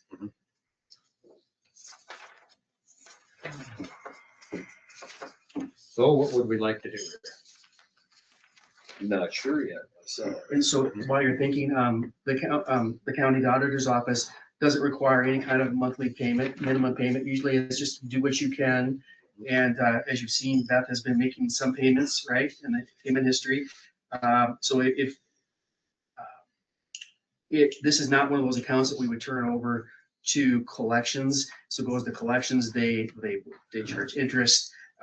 They would also possibly garnish, benefits or wages or things. But we wouldn't do that in this case. Yeah. Because of Nature of it, the nature. And the age of it. Right. Yeah. Yeah. Yeah, my garage is starting leaning towards neighbors, and I found out last year when I was doing some digging around that one part of the end of the garage, and it looks like trees are growing under it, and that's what's making it lean, and I can't dig with, because of my knees, and the doctor says, well, your knees are bad enough to have surgery, and I don't know when I'm gonna have that done, but there's a way to get the garage to go back the other way, but it needs some work and stuff, but my one son, he's not interested in the house at all. My daughter's not interested in the house at all, but she lives there, and if something happened to me and she had moved, it's like, where's she gonna go? She doesn't want to think that, she doesn't want to think about it, and my other son, he lives with his dad, but he's been out of work for a few years, and he would wipe the house to fix, just tear everything out of it and fix it. He used to be in construction, but he's developed mental health issues, pretty bad, and that. And So what happens to the lien if the ownership of the house transfers to a daughter? Interesting question. We probably wouldn't pick that up because they wouldn't look for a title company. But then the daughter had it, if it was ever sold, potentially then stay on the property. Yeah. Okay. Yeah, it would follow the property until it's satisfied or there's not enough. yeah, she's 56 years old, and she doesn't get very much money. She doesn't do anything, like she doesn't help me to fix anything, or she has fibromyalgia, she has mental health issues that have been inherited from my grandmother on my mother's side, and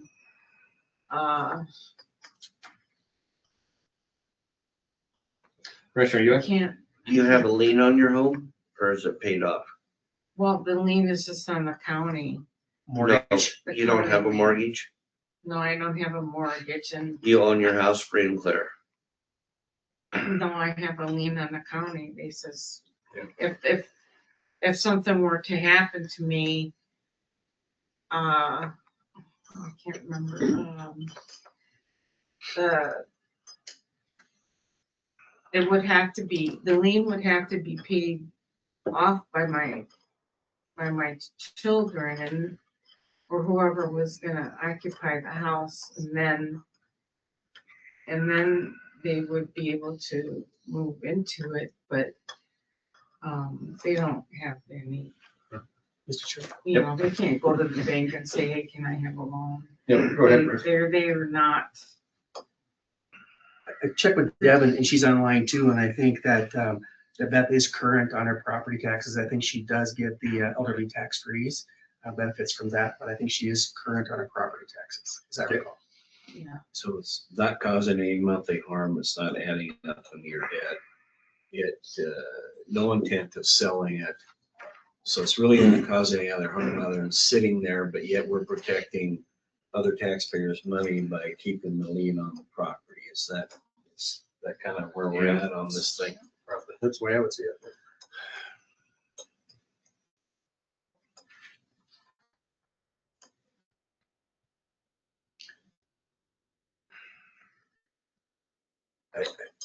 I'm sorry that your children have put you in this position, but I think as our duty, working for the county, we need to keep the lien on it. And as long as it's not causing you harm in your monthly bills and things like that. So, and your health care is taken care of with Medicare, as you've discussed. So I'm going to make a motion to leave it as it is. Okay, so the motion then would be to deny the waiver. Correct. Would there any way that I could have a reduction? I'll second it for further discussion.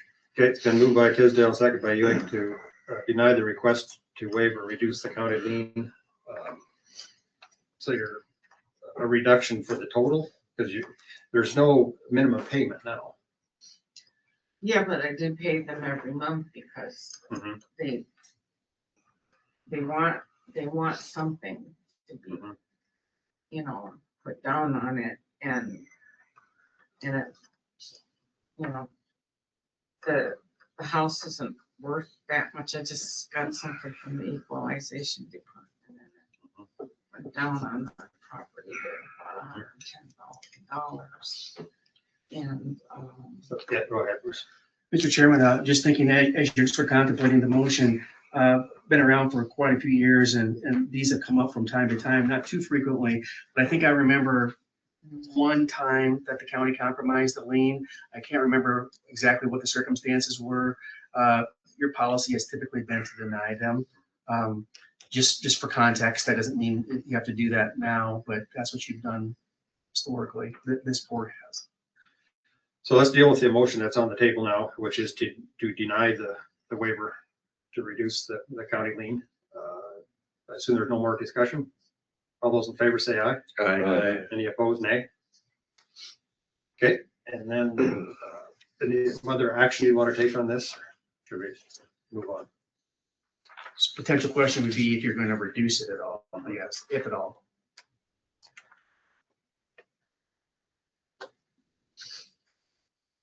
Probably would require an affirmative motion to do If I might, that. Mr. Chairman. Yes. Just to clarify, we have not there's not been any interest added. It's slowly just, so it's- even though it's an old debt, there isn't any additional penalties or fees or anything on that. So, I mean, I would generally be in favor of waiving those kind of things, but we don't have anything on it. yeah, a lot of the expense was when my children got in trouble and they were on the chins, and I had to get a lawyer for them, and I had to get a lawyer for me. And then when they were in JDC, I had to put a lot more lien on it because the cost of living in Lawrence County compared to, you know, if they were in Pennington County, that the cost would have been a lot lower for JDC. You know, the juvenile detention center. My kids are, the youngest is about 45, and then my daughter's 56, and my other son, he was born in 79. He was in Washington State, and you know, if I were to die, I mean, I got all these problems with me and stuff that I don't know. I'll never be able to finish paying on this.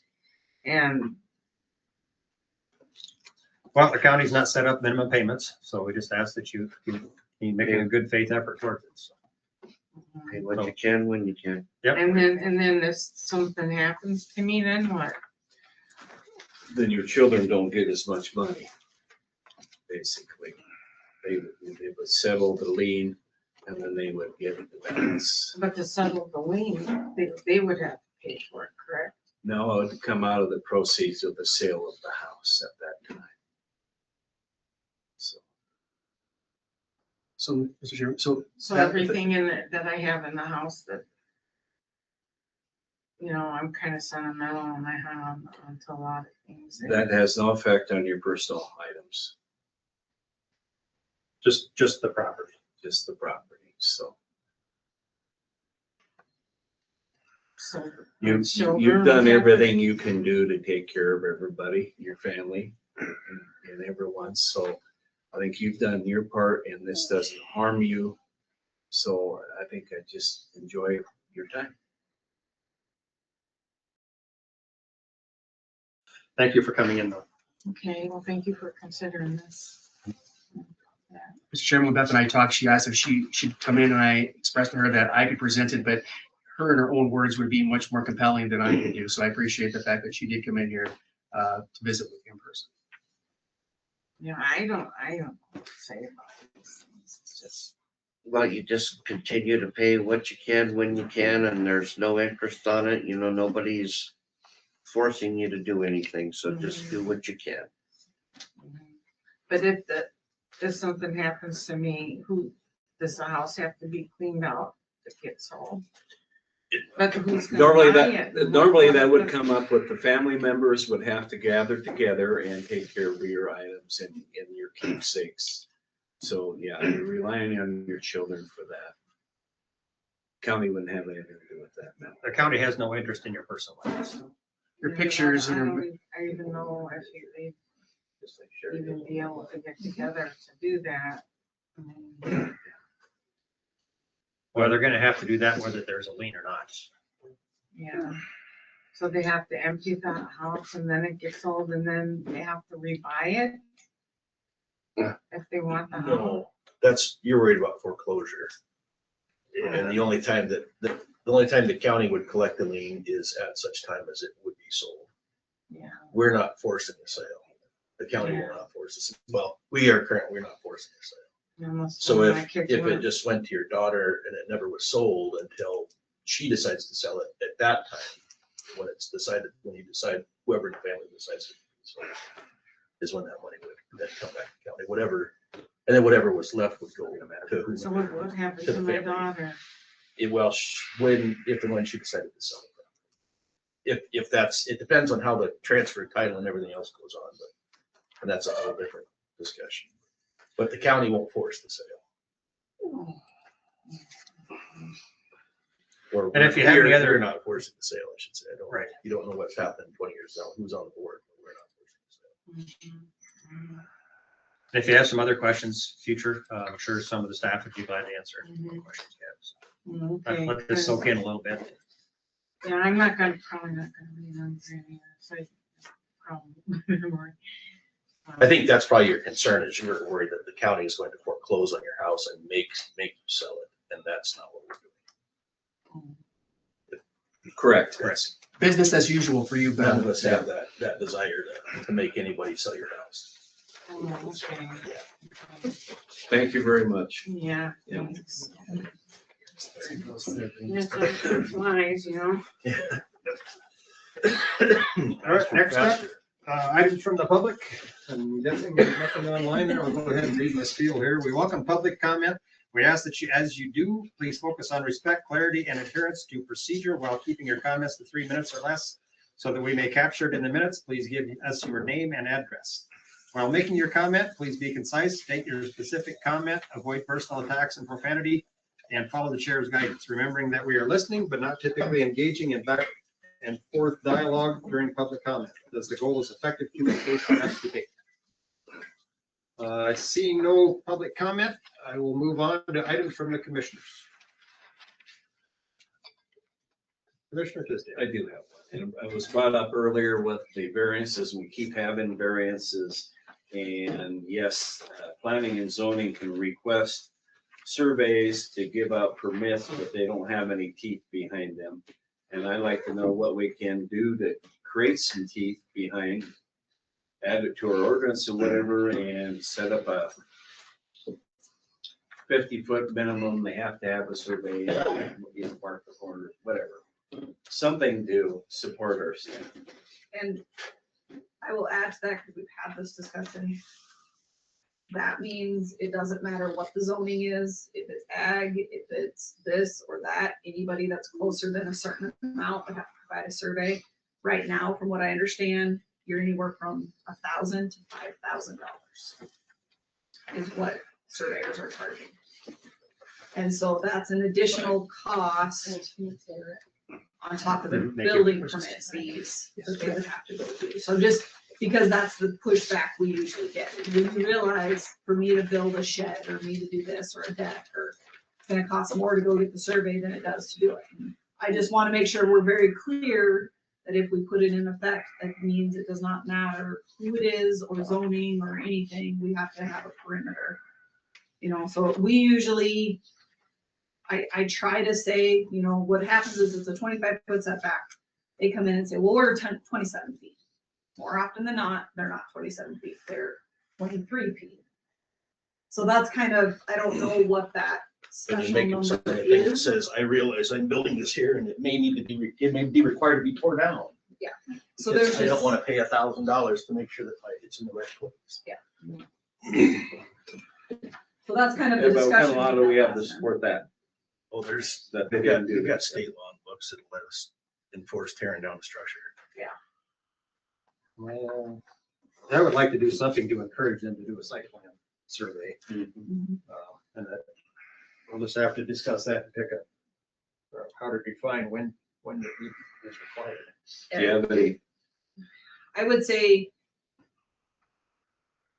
Put it on your next P and Z. 35 feet would be, you know, because usually they're a couple feet one way or another. Mhm. So if we could say anything less than a 35-foot setback, they show us on a site plan, they would have to do a site plan survey.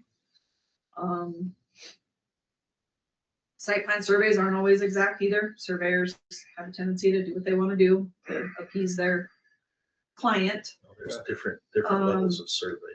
Yeah, so that's kind of what we would need to know, and maybe it would be a question, you know, I could reach out to a couple of the surveyors and find the exact. And we need the level of survey, whether the surveyor has some responsibility if he just goes and arbitrarily throws it out. Well, there's the bank appeasement document for your mortgage survey that it says right on it, it's not worth the paper it's printed on. Yeah. I mean, normally it is, it's very close, but those are $800 or $1,000. They're not gonna get into a jam over an $800,000 job for an $800,000 house that they screwed up. Yeah, it seems like usually specifically if we ask for a site plan survey, not just a mortgage survey, there's different terminology. It seems like the site plan survey's been pretty, like what we've needed for the most part, but I think we could just do some research on it. And we had asked to do this maybe 5 years ago, and at that time, the commission said no because of the additional cost. So I have quite a bit of data already, and we had some verbiage set up, and it just, at that time, it was no. So we can do that as part of, if you remember, we have a list of about 5 or 6 ordinance changes that we know we need to make, one of them being in some signage and some other things. We know we need some updates, so I think this could just be lump sum into that discussion as we're going through. Okay. Thank you. Okay, thank you. Yeah, we'll pursue it. I think we have appetite to do that now. Okay. Anything else from the commission? Nothing for me. Okay, I think we can wrap her up then. Motion to adjourn. Second. Then moved and seconded to adjourn. We will call her good. Thank you, everybody, for coming in. Bring the